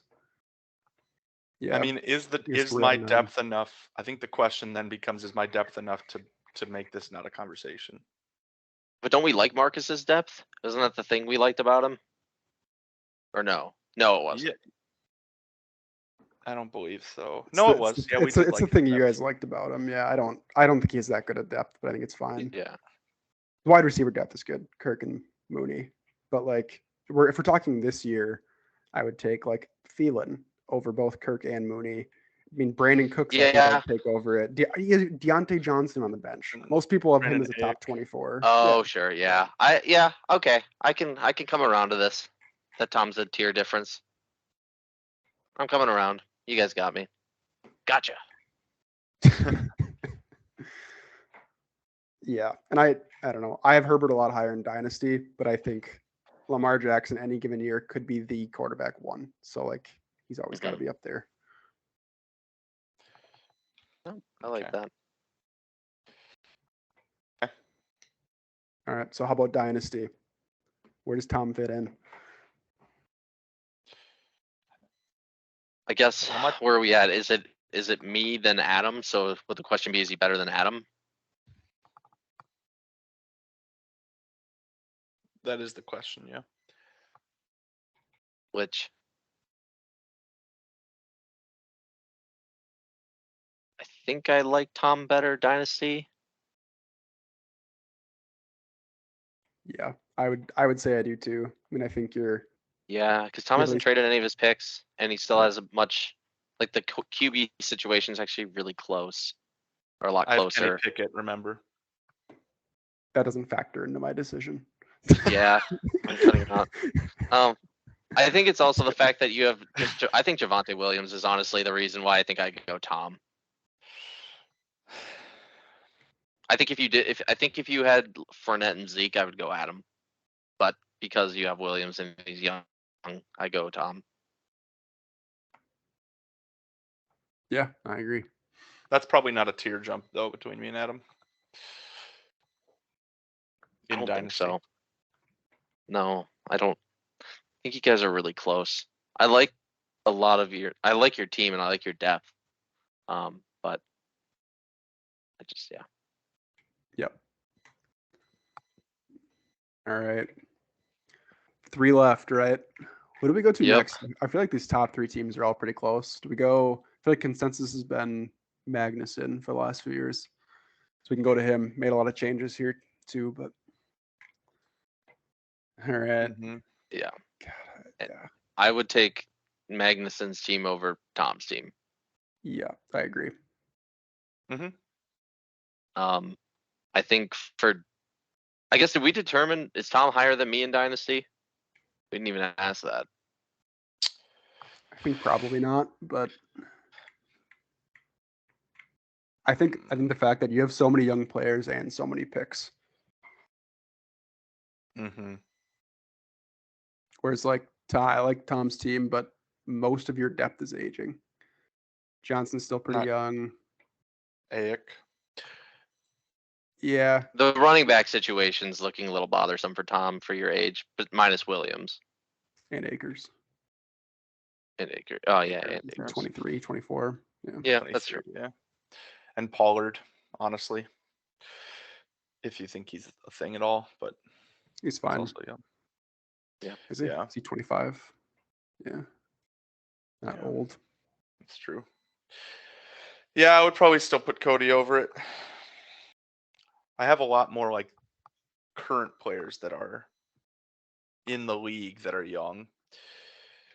I'm obviously not counting Thielen and Cooks, but yeah, Johnson and Ayuk come to mind, and Higgins and Hill. Yeah, I agree. I feel like your team is just like a year or two ahead of Cody, and he has 4 firsts, which definitely make a big difference too. Mhm. Mhm. But- Yeah, I'm good with that. Okay. Mhm. All right, so we took Megs over Tom. Is it enough Mhm. for a tier? Yes. Yeah, I'd I say think so. so too. Okay, so we got him there. I just don't even talk that much about Megs right now, just because I mean, when you see Jonathan Taylor, Justin Jefferson, and Jamar Chase, you don't really need to talk a lot more than that. Mhm.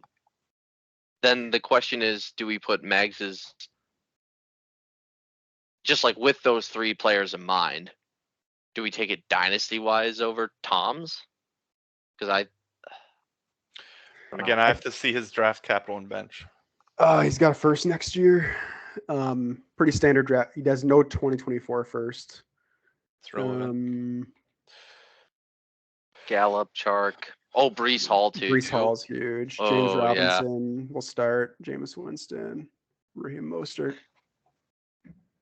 So Tom has better depth, Yeah. but I mean, Jefferson, Chase, Taylor.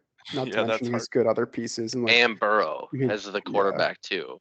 Like, not Yeah, that Lamar Jackson isn't good dynasty, but like, it's not like right. it's negligible. I think it's Mags. Who's for he the got for his dynasty. quarterback? Burrow, Cousins, Winston. Winston. It's I crazy. mean, I don't too, feel just like your second QB is really solidified either. So I think that's why I'm like, they're about all a push to Well, me. yeah, I think Stafford and Cousins. Yeah, I'm biased, but I would. I like Kenny Pickett a lot, so I would take Pickett over Winston. But it's close Sure. enough. Oh yeah, yeah. Oh take yeah, I Pickett think I over would take Winston, it, but too. I don't think it's enough.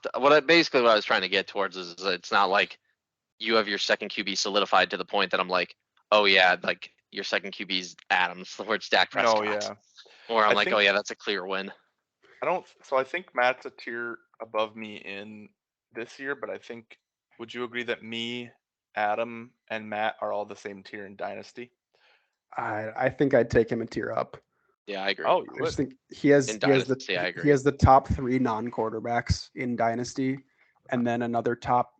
What does he consider right now? Probably top 6 or 7 running back in Brees Hall, as well Yep. as other pieces. That's fair. Oh, DJ agree. Moore is another wide receiver 1 in Dynasty as well. Yeah, Mhm. I think when you start comparing me to Mags for Dynasty, I think he might be higher than me. Like, Yeah, I would I mean, honestly agree. I think he. Yeah. I don't know how he. It's close. It's really close. In some aspects, but in some aspects, it's also kind of not because he's got the top players already. Mm-hmm. Like he doesn't need to build a whole lot more from here. To Like- me, it just depends on how you want to run your team, right? Like, do you want to have a bunch of people that are like draft picks and like high potential, or do you want to just have the best young starters in the entire Yeah. league for the next 10 And years or 5 At years? the end of the day, you want to try to get to his level with some of your starters while maintaining some of the depth, and he does. It's not like he has zero depth, which I think is why I like his team a lot. Dynasty rankings over mine. I think if he had zero bench, I wouldn't, because then it just be like chips on them. And I generally just don't like that approach. But I do think he's got options still. That it's not just 3. There's more players than that, while also having the 3. Yeah. So. I see that point. Maybe I would take his over your team. I feel like his team reminds me of mine from like 3 years ago when they were Mhm. like all in their peak, except for he actually has some draft capital and probably a little bit of a Mhm. deeper bench. But Yeah. Yeah. I was gonna point at Josh Jacobs because I hate Josh Jacobs, but then he's like, got Brees Hall. Brees Yeah. Hall, Brees yeah, Hall. and James Robinson when he comes back. So Bleh, like, that's nothing. yeah, now he's not above Josh Jacobs, but like, I don't know. I think Yeah. Brees Hall will be good. Maybe not to start the season, but by the end.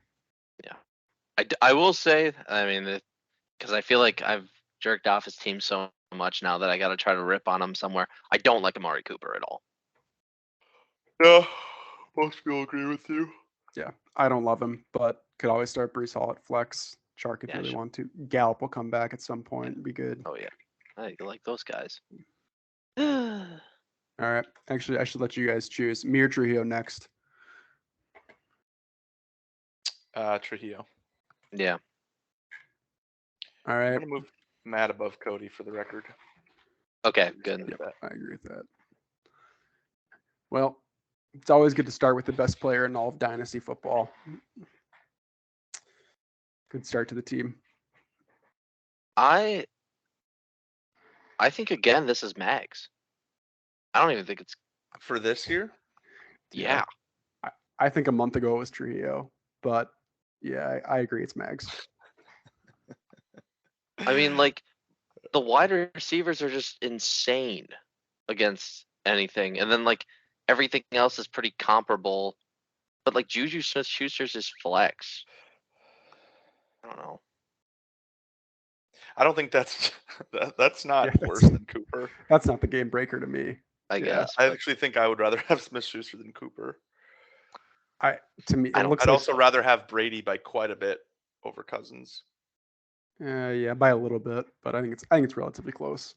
Mm, we I think disagree. Cousins. Be interested to I see his mean, stats. let's see. I think there's a bigger gap between Josh Allen and Joe Burrow than there is between Kirk Cousins and Tom Brady. I get that Brady had a great year Yeah. last year, but not going to deny it.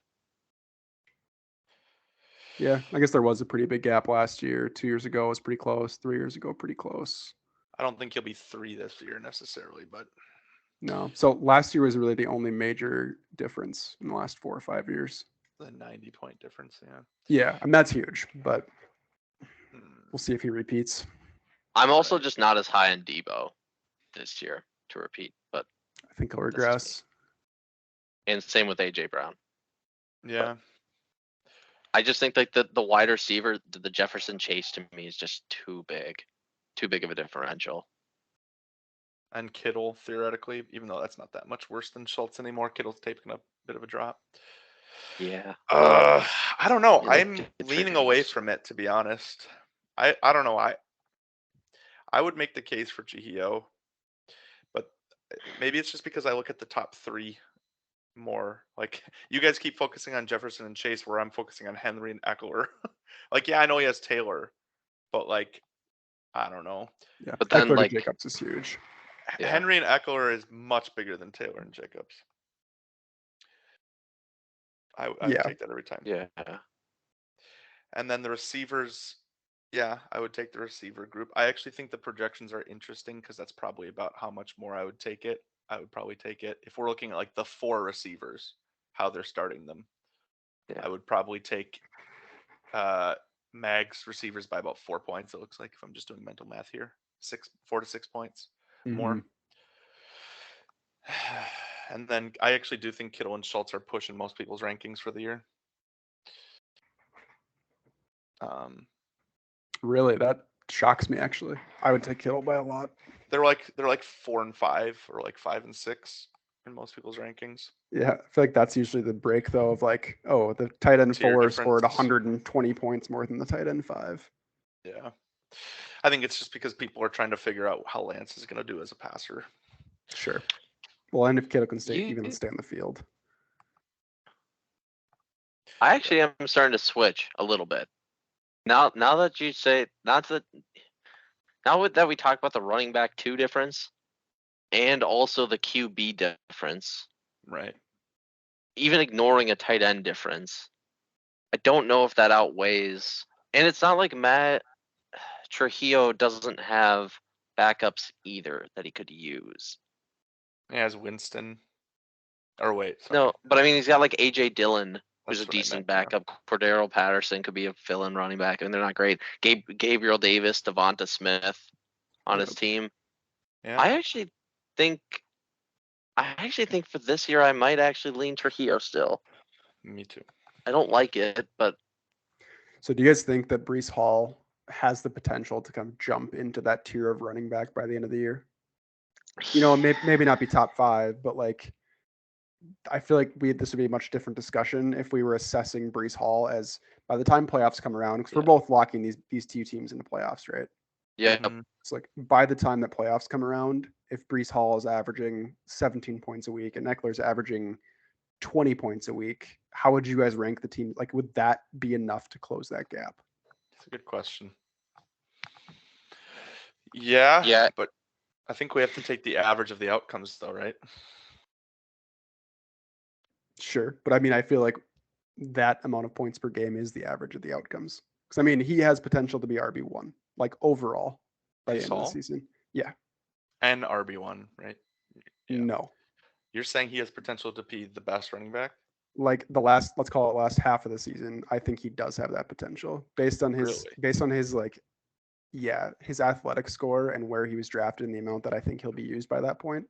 Yeah. I mean, I guess what's different to me, between him and Fantasy Pickett? Pros currently has him in the 4th tier, which I think is about right for this redraft. purposes Mhm. because they don't know what it's going to be.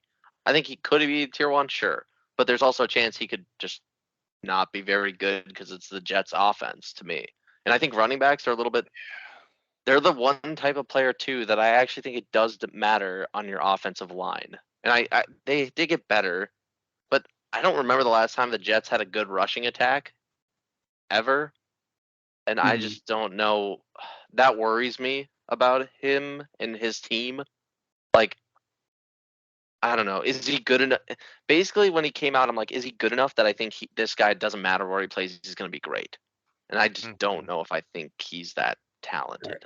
So how about for the first dollar bet of the season? I will take the over on the back half of the season, him being RB15 or better. Because that's what I'm saying is the mean of like, sure, he could be nothing. He could be a top 5 RB. So the last half of the season being RB15 or better. I don't think that's hard to argue. No, I don't disagree with that though. But I think it just doesn't matter. To me, there's a difference even if he's RB15. That like there is a difference between him and Eckler, like a significant one. Sure. And But you that's don't only think looking at half the season. We're doing power rankings based on how we think they're going to do the entire season, not just how they're going to do it in like a vacuum. Sure, but I'm just saying, like, I think when we're looking at these teams, the back half of the season will be the most important half because I don't So- think these teams really have much risk of This missing is playoffs. this is very similar to me as Aaron Jones, Dylan, like a year ago, and Javonte Williams and Gordon a year ago.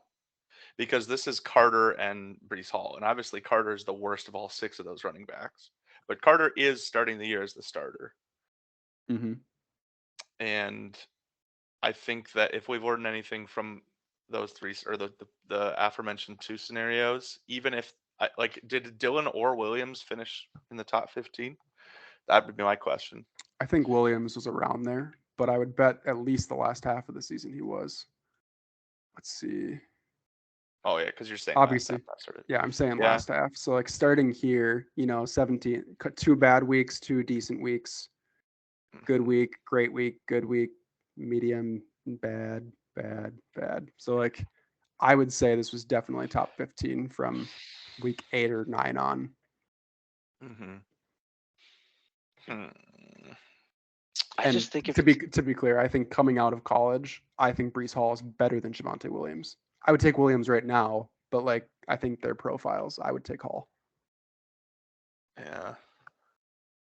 Ugh, it's tricky. I guess you're saying that if he does, yeah, that's the reason that Yeah, he's better, but that's what I just like mean. Like if he turns into that, like I think this is a much different discussion because then he really doesn't have any holes over here.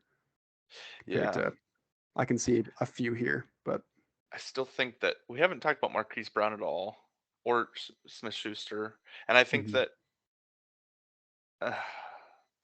those are both players that have pretty good floors and high potential to be better than I don't know what Cooper's potential is to be better than where he's ranked, and I don't necessarily think DJ Moore is going to be better than what he's ranked because he's already ranked high. Whereas, because you're talking about Brees Hall, so I guess I'm playing devil's advocate on both Brown and Schuster have that Brees Hall effect.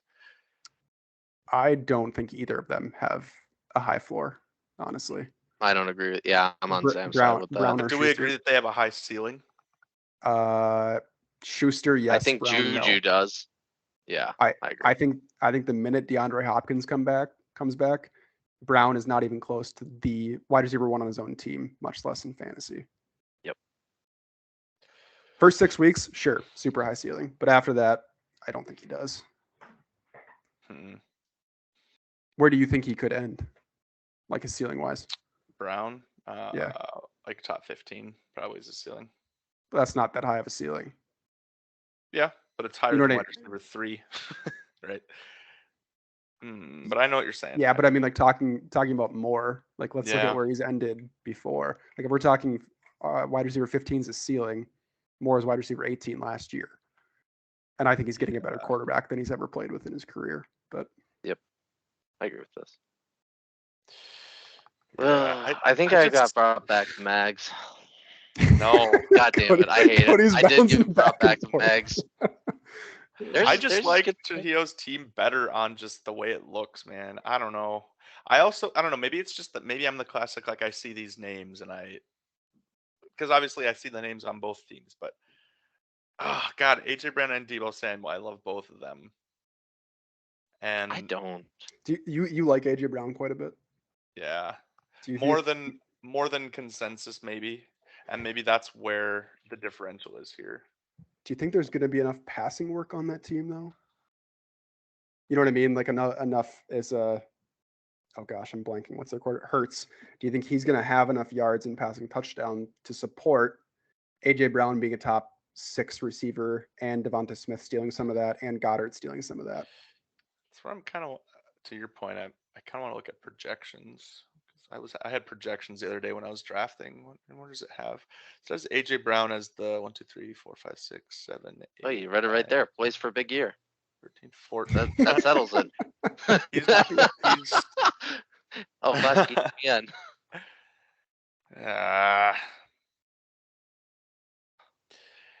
Yeah, he's projected to be the 14th best receiver. I think he could beat that. I was under the impression that we were ranking him as like a top 8, which I would probably take the Yeah, bad that's side where of he that. is ranked generally, and so is Yeah. Samuel generally. I think I think like very low wide receiver 1, high wide receiver 2 is very reasonable for Brown. But I don't think that, like, if we're talking wide receiver 12 compared to Jefferson and Chase, that's like 6 points a game. No, You I know, know like, it's. that's massive. I also just don't like Justin Jefferson as much as you guys do, but Yeah, I know he's really good. he's only like set the record for yards in the first 2 seasons. Yeah, but I just don't buy that they have a superstar receiver. I don't know. I think he's Oh, that's a hot take. well, it was a hot take when I said it about Thielen too, but I No, stop. Nobody was against you on that. Nobody here said Adam Thielen was better than Calvin Johnson. Shut up. You shut your Did goddamn someone mouth say about that that. to you? no, I Well, forgot what it was, but that's not what I'm getting at either. I'm not saying the Calvin Johnson situation. I'm saying that everyone was on Thielen as being like one of the best receivers in the league, which yeah, he was for a year, and then he took a sharp decline. I just don't like Justin Jefferson, but I maybe don't it's think it's because been I just that don't. sharp. He's still been yeah, I was gonna fine. say I think he's been pretty good. Hmm. Hmm. Hmm. I'm interested now. 28, Yeah, in 13 games last year, he wasn't great. Year before, solid. So he had 1 bad year, 1 okay year, and 3 really good years in the last 5. I would say one really good year. You don't think top 10 is really good? That's the one really good year. He had He had 3 of 2 of those. them. Or 3. Oh. Yeah, in his last 5 years, he had 3 top 10 years. 10, 7, 9. Hmm. But either way, Hmm. I don't Yeah, think we're trying to argue he's one of the best receivers in the league, but he was very good for a while. I think what we're trying to say is Justin Jefferson is way in a. I mean, honestly, to me, it's not even the Adam Thielen comparison. Thielen was a walk-on that came up and started performing really well, and I think we were just like, oh yeah, he's really good at catching the ball. Justin Jefferson is a first-round draft pick that is at the age of 23 right now, not even close to his prime, and is going to be the number 1 target on a Kirk Cousins offensive run scheme under Kevin O'Connell, literally from the Rams. Like, he's literally probably going to be our Cooper Kupp. Yeah. So Tom, if you're predicting regression, if he's not stellar, where do you like have his line? Like how yards and touchdowns for this year? Like what's your guess? No, I recognize my argument's asinine. I I think mean, I just it's fine. You could call it, but no. I don't have any like call in that regard. you just My don't like call guys on the Vikings. No, my call would be that I don't like Kirk Cousins, even though people do, and that if he got injured, I'm not sure what Jefferson would do. Which again, that's kind of asinine still, but they don't really have a backup quarterback. But really, no They have one Nick does. Mullins now. Nick Mullins is a fine backup when he Yeah, he's played. fine. Actually, I actually think the backup situation got shored up a lot from where it was at. Yeah. But I do agree with. I mean, you know me. I hate Kirk Cousins. But I do recognize that the man gets his stats every single year. Yeah, he's way better in fantasy than he is in football. Mhm. A lot of garbage time. All right. Yep. Do we have do we just want to make these two a push? They're very close. I Like, was on your side for. I think we all voted. I was on Mag's side. Tom, are you gonna hop on the train? No, but I got outvoted though. All I right. still think Trujillo's team is better. Okay. See, Well, I it'll think be Dynasty we can all agree that it's Mags, right? Oh yeah. Trujillo's I think we much could better. argue that Trujillo's under me and Adam. Too. Yeah. Yes. Yeah. I agree. I agree with both those.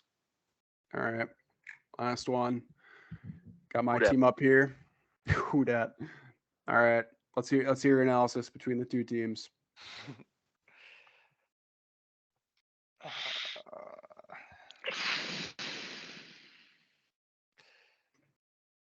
Well, Tom, do you think Christian McCaffrey is dust? If so, I think you would pick Mags, right? How many games has he played in the last 2 years again? 5. I think it's Not 6. many. Or it's not 6. 10 if you 10. count partial games. So probably 4 of those are partials. So in as many years as he's, yeah, I don't know. I'm just the biased one here because I hated Jefferson. I'm not as much of a fan of it, and I shouldn't even say that. You guys have turned my tide. It's not even that you've turned my tide. I just maybe it is right that he's a Viking, and I just don't buy that they have a stud receiver. But like, sell me on McCaffrey here. Like I don't. He is like the most overprojected guy in the NFL. I do not get the RB2 like valuation. I can try to sell you on it. Because if I was in a redraft, I would actually take him 101 because I'm crazy and I like pain. In his best 2 years, these 2 years, last year, Jonathan Taylor ended at 2 more points than his second best year and about 100 less than his number 1 year, 400 on the nose.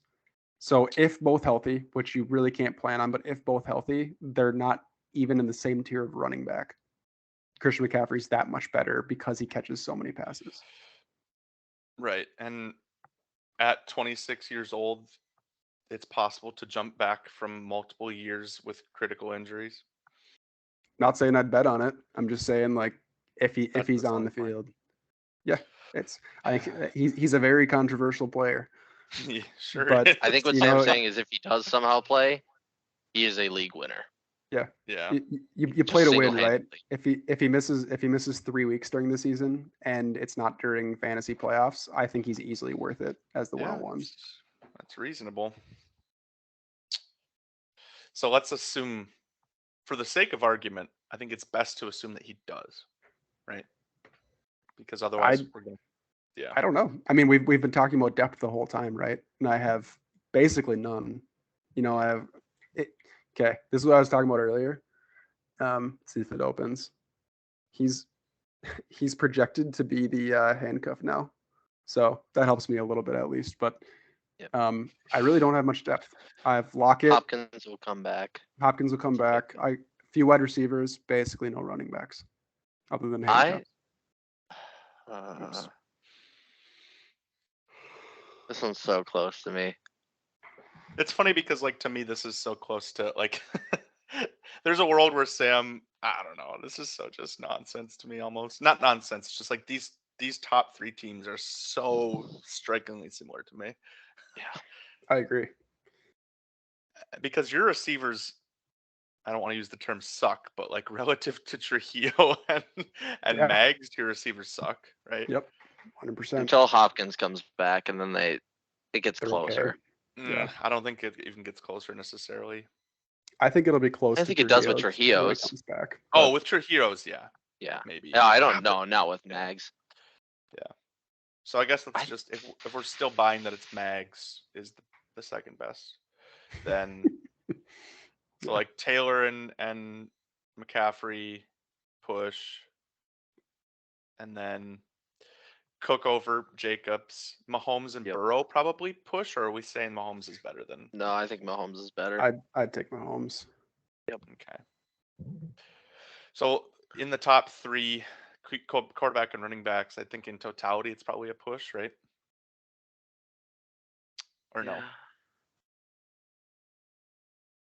Oh The- no, The no. two you running think backs and the Sam's better? quarterback. If we assume McCaffrey's healthy, then no. Okay, so then yeah, so we are making that assumption. So Oh, then yeah. Sam's top three are better. But then when we Yep. go to wide receivers, the three wide receivers, it's not even like No, it's not close close. necessarily. I that agree. Not at Meg's all. are better. And then like Sam obviously has tight end, it's not even close. Yep. And then he has flex, and it's probably not even close. I Yeah. even think super flex And isn't then he really has that super close. flex, and it's probably not that close. So It is Sam's team. This is what I've always said with this. It really is.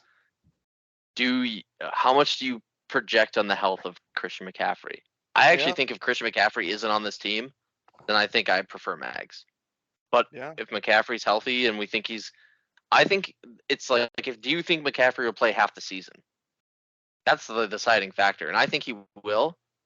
So I know a couple days ago I was thinking Mags, but now that we walked through the teams, I actually think I would take Sam because of the fact that I think McCaffrey will play half of the games this year. And I think It kind that's of enough. surprises me with your like previous thoughts on depth, because like I really don't have any. Like in my opinion, if one of my three running backs goes down, I'm probably with Tom in his tier, and if two goes down, I am in the fringe playoff tier. Yeah, trust me, I'm thinking about it. I know what you're talking about.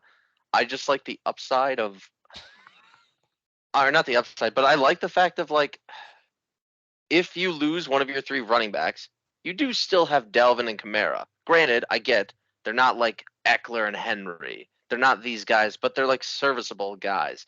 The wide receivers to me would be like, you're gonna get Hopkins back mid-year. Mhm. He's not nothing. Like he's a damn good wide receiver. Like It when he is also, plays. just to add in a factor here, remember that it's not just injuries, it is buys. So there are 3 weeks where he has an auto injury at running back. Is that the right calculation? 1, 2. Yeah, 3 weeks.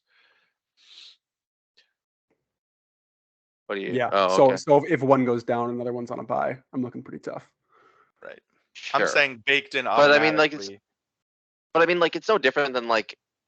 I guess if Jonathan Taylor gets injured, then Mags is kind of fucked at running back too. Like I don't know. Like there is like a certain level of push and give and push and Sure. pull on each side.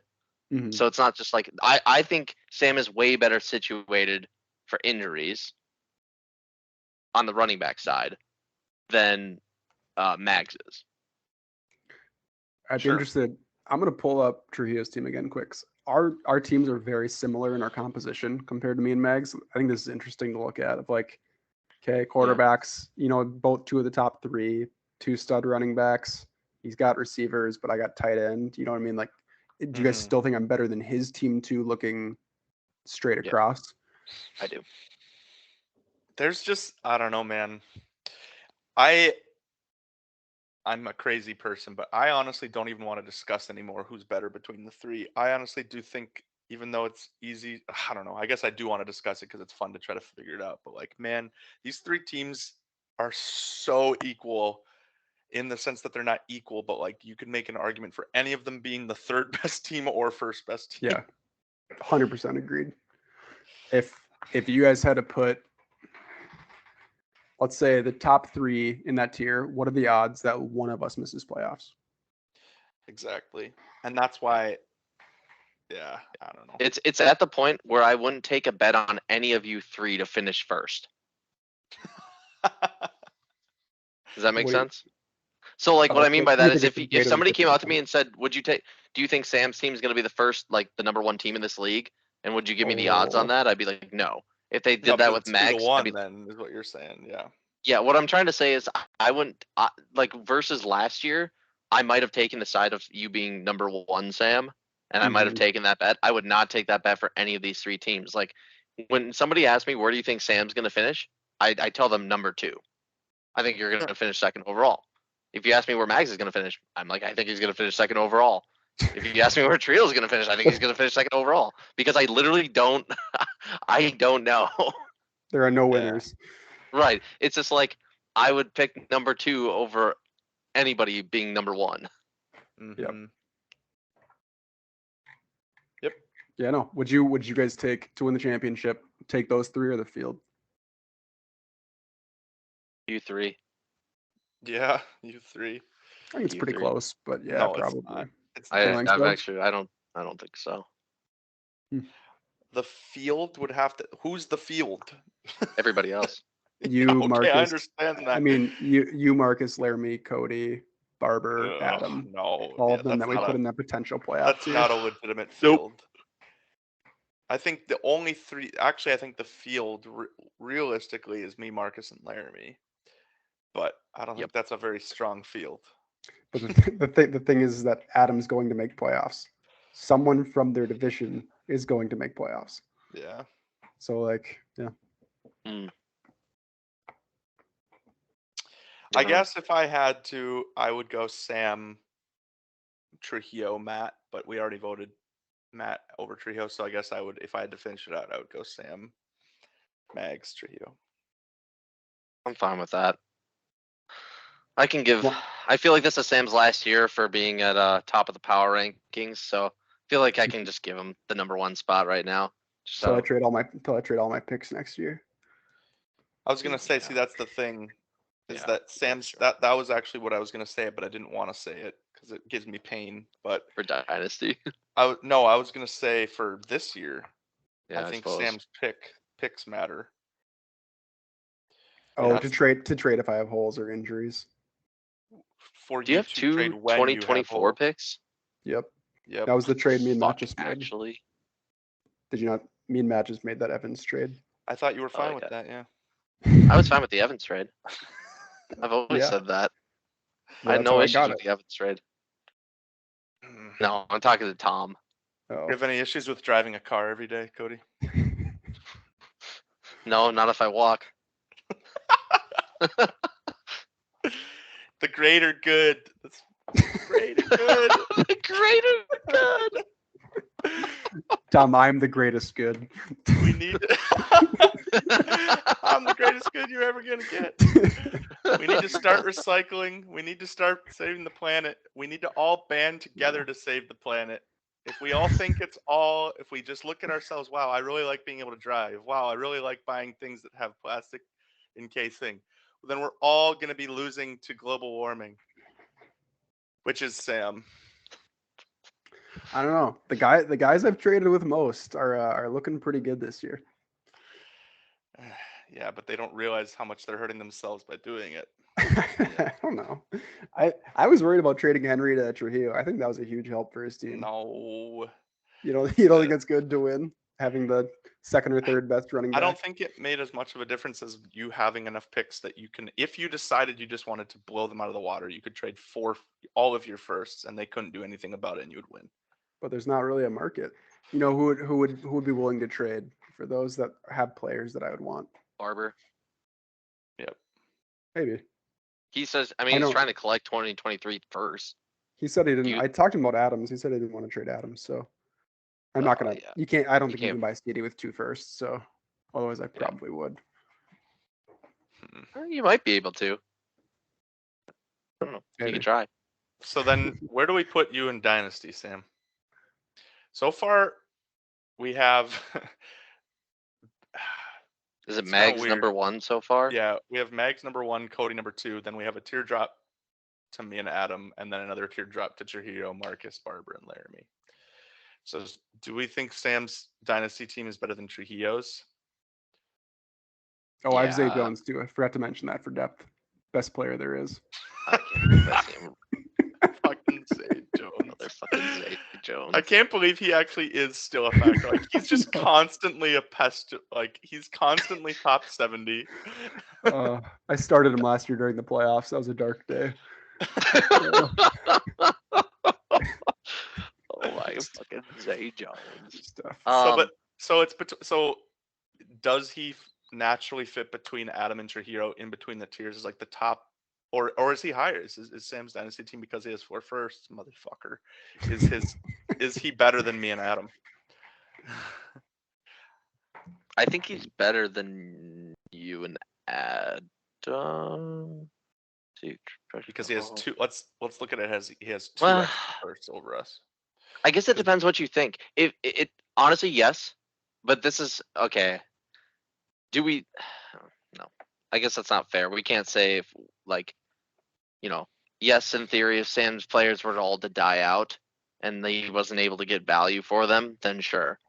But inevitably, he's going to trade these picks or these people, these Derrick Henrys, these Christian McCaffreys, these Patrick Mahomes, these everything, and he's going to keep getting first for them, which will only bolster his dynasty value.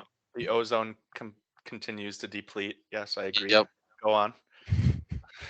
So with the, I don't know. I won't do that because I'll try to be fair and remain neutral, how we've remained for everybody else. But I think a lot of this team is getting older. A lot of the running backs are kind of starting to become really very worrisome.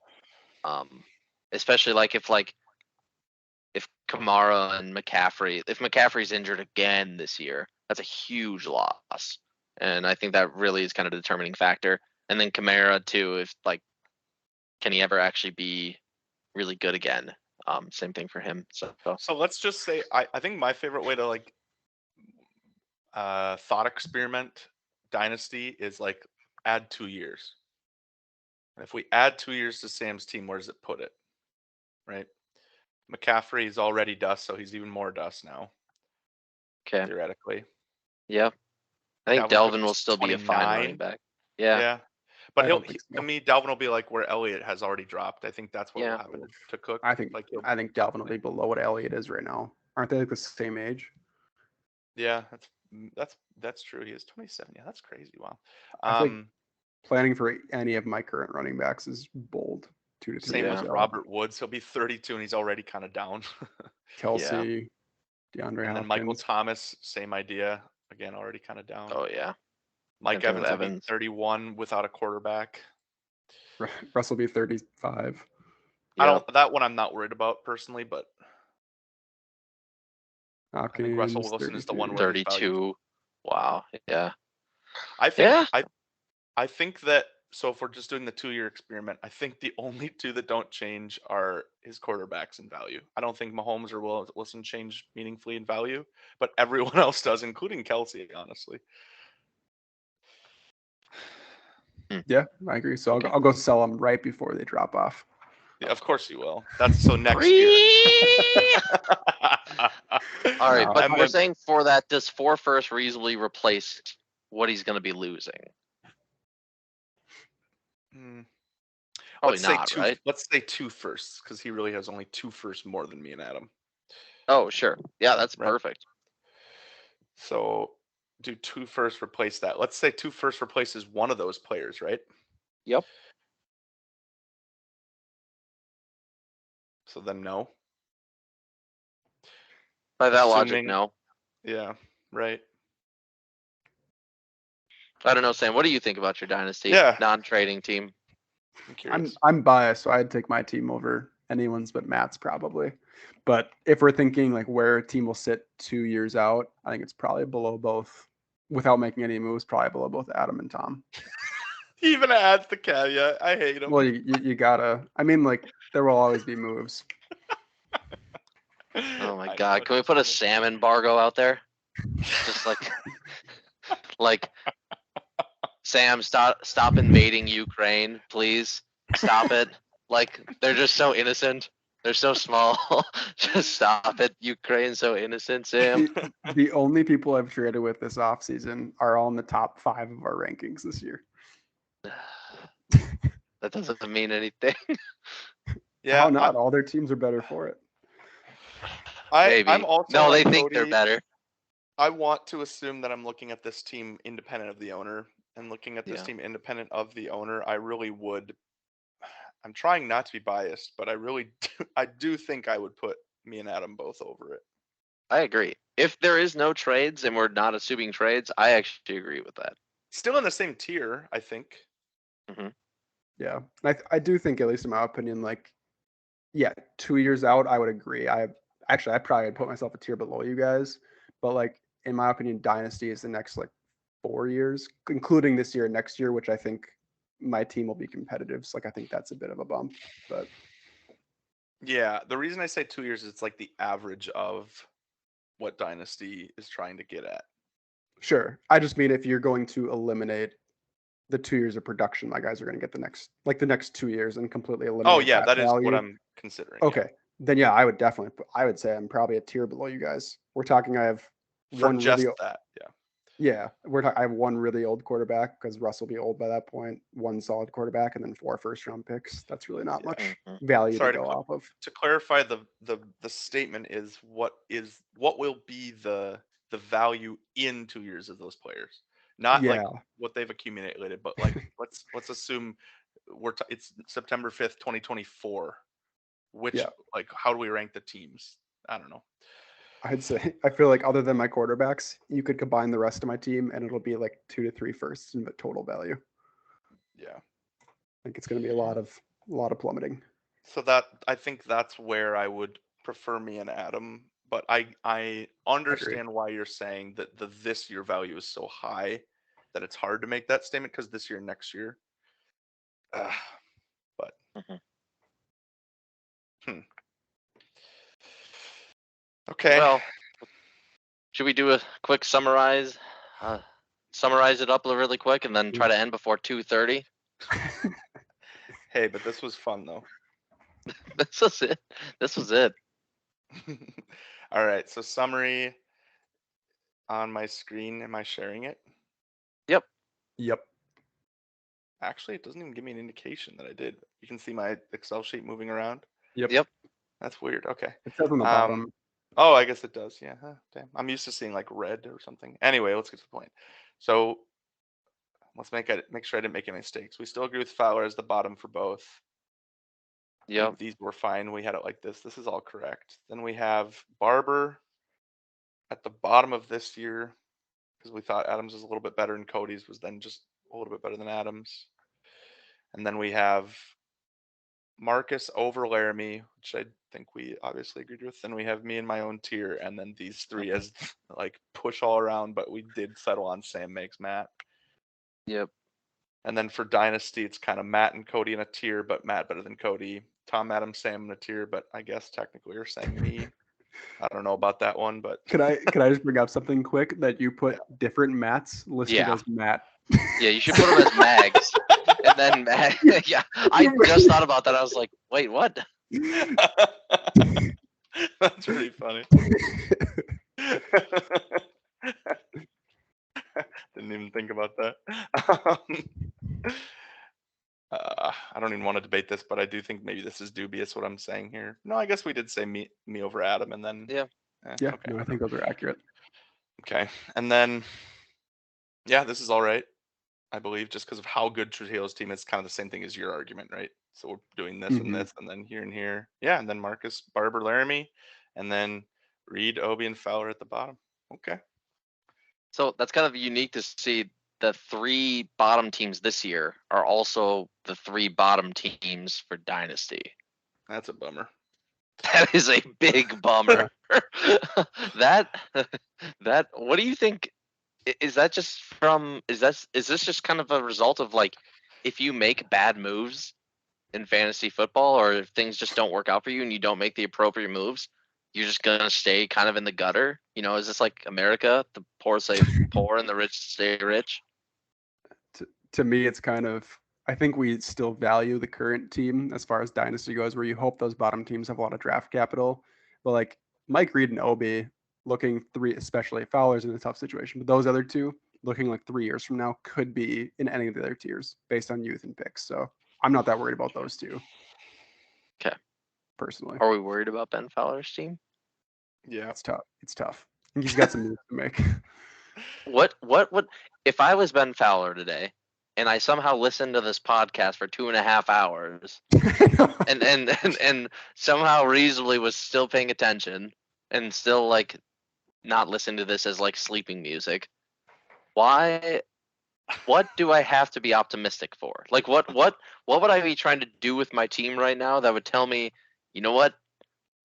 I need to win in X amount of years. What is X? I Is think it 5? Yeah, it's 5, No. and Okay, 3 or 4, 3 to 5. Yeah. And at the start of the podcast, I had said like, oh, try to compete. And then now that we've done a deep dive into how good the top like 6 teams are, I no longer think that. I think that you set a 3-year alarm clock on your computer and sell everyone that has any value on your team for any picks you can get. Literally, like you should have I a agree. barren wasteland, and don't even think that you're in a dynasty league anymore. Like just forget about it. Don't even get excited about being in the league. Just only think about what you can get for picks. Yeah. Essentially, put on your business pants. Sell anything you can for any value. What like essentially even offer it just like highest bidder wins. Yep, seriously. I think Start you a have live to do that auction. immediately. Yeah, honestly, live auction trade. Yeah, you Yeah, I need to agree. get capital and fast. I think there's a lot of value you could get on 2024 firsts. I don't think anyone's going to trade 2023 first for like a reasonable amount. Like of those players, if you could get 5 2024 firsts, you could be set up to compete the year after that. So we'll see. Dang. Yeah, should be interesting. I'm hoping that he can make the comeback and turn it around. Just nice to see Cinderella stories, you know. Well, and what did he do a couple years ago? He made a big The trade. to Saquon compete, trade? and then Barkley yeah, for like Edmonds or whatever. Kenyon Drake. yeah, Yeah. that made it tough, and it was like okay to compete at the time, and then the competing didn't work out, and then it just kind of snowballed from there. But I think when you're trying to compete, I think this is my thought process on this, which I actually am kind of not the best advocate for, but if you're trying to compete, you have to really make sure that you are at least in this upper echelon tier. Every year has this type of tier, right? Or some degree of it. And if you're going to make a trade to compete, you have to make sure that you're putting yourself in here, in my opinion. I still kind of think in that last division, you can, if you really want to sell out, you can try to win the division just to make playoffs and RNG's it, as Cody would say. But Yeah, I guess that's what overall, I agree. Stoniewski did, right? Yeah, kind of. He got there. And Mag's team was okay last year. Chihiro's team was pretty good last year, and he beat both of you, I guess. Yeah, anything can happen. Yeah. I also think it had a lot more to do with how much Sam was ravaged by injuries last But year. that happens every year, though. You know what I mean? I know, Like, but it was someone you will have that. specifically that it happened to. Like I think Sure. like if it happens to Mags or Trujillo that season, it doesn't. I think you win. You're the clear winner. It had to happen to you, is what I'm saying.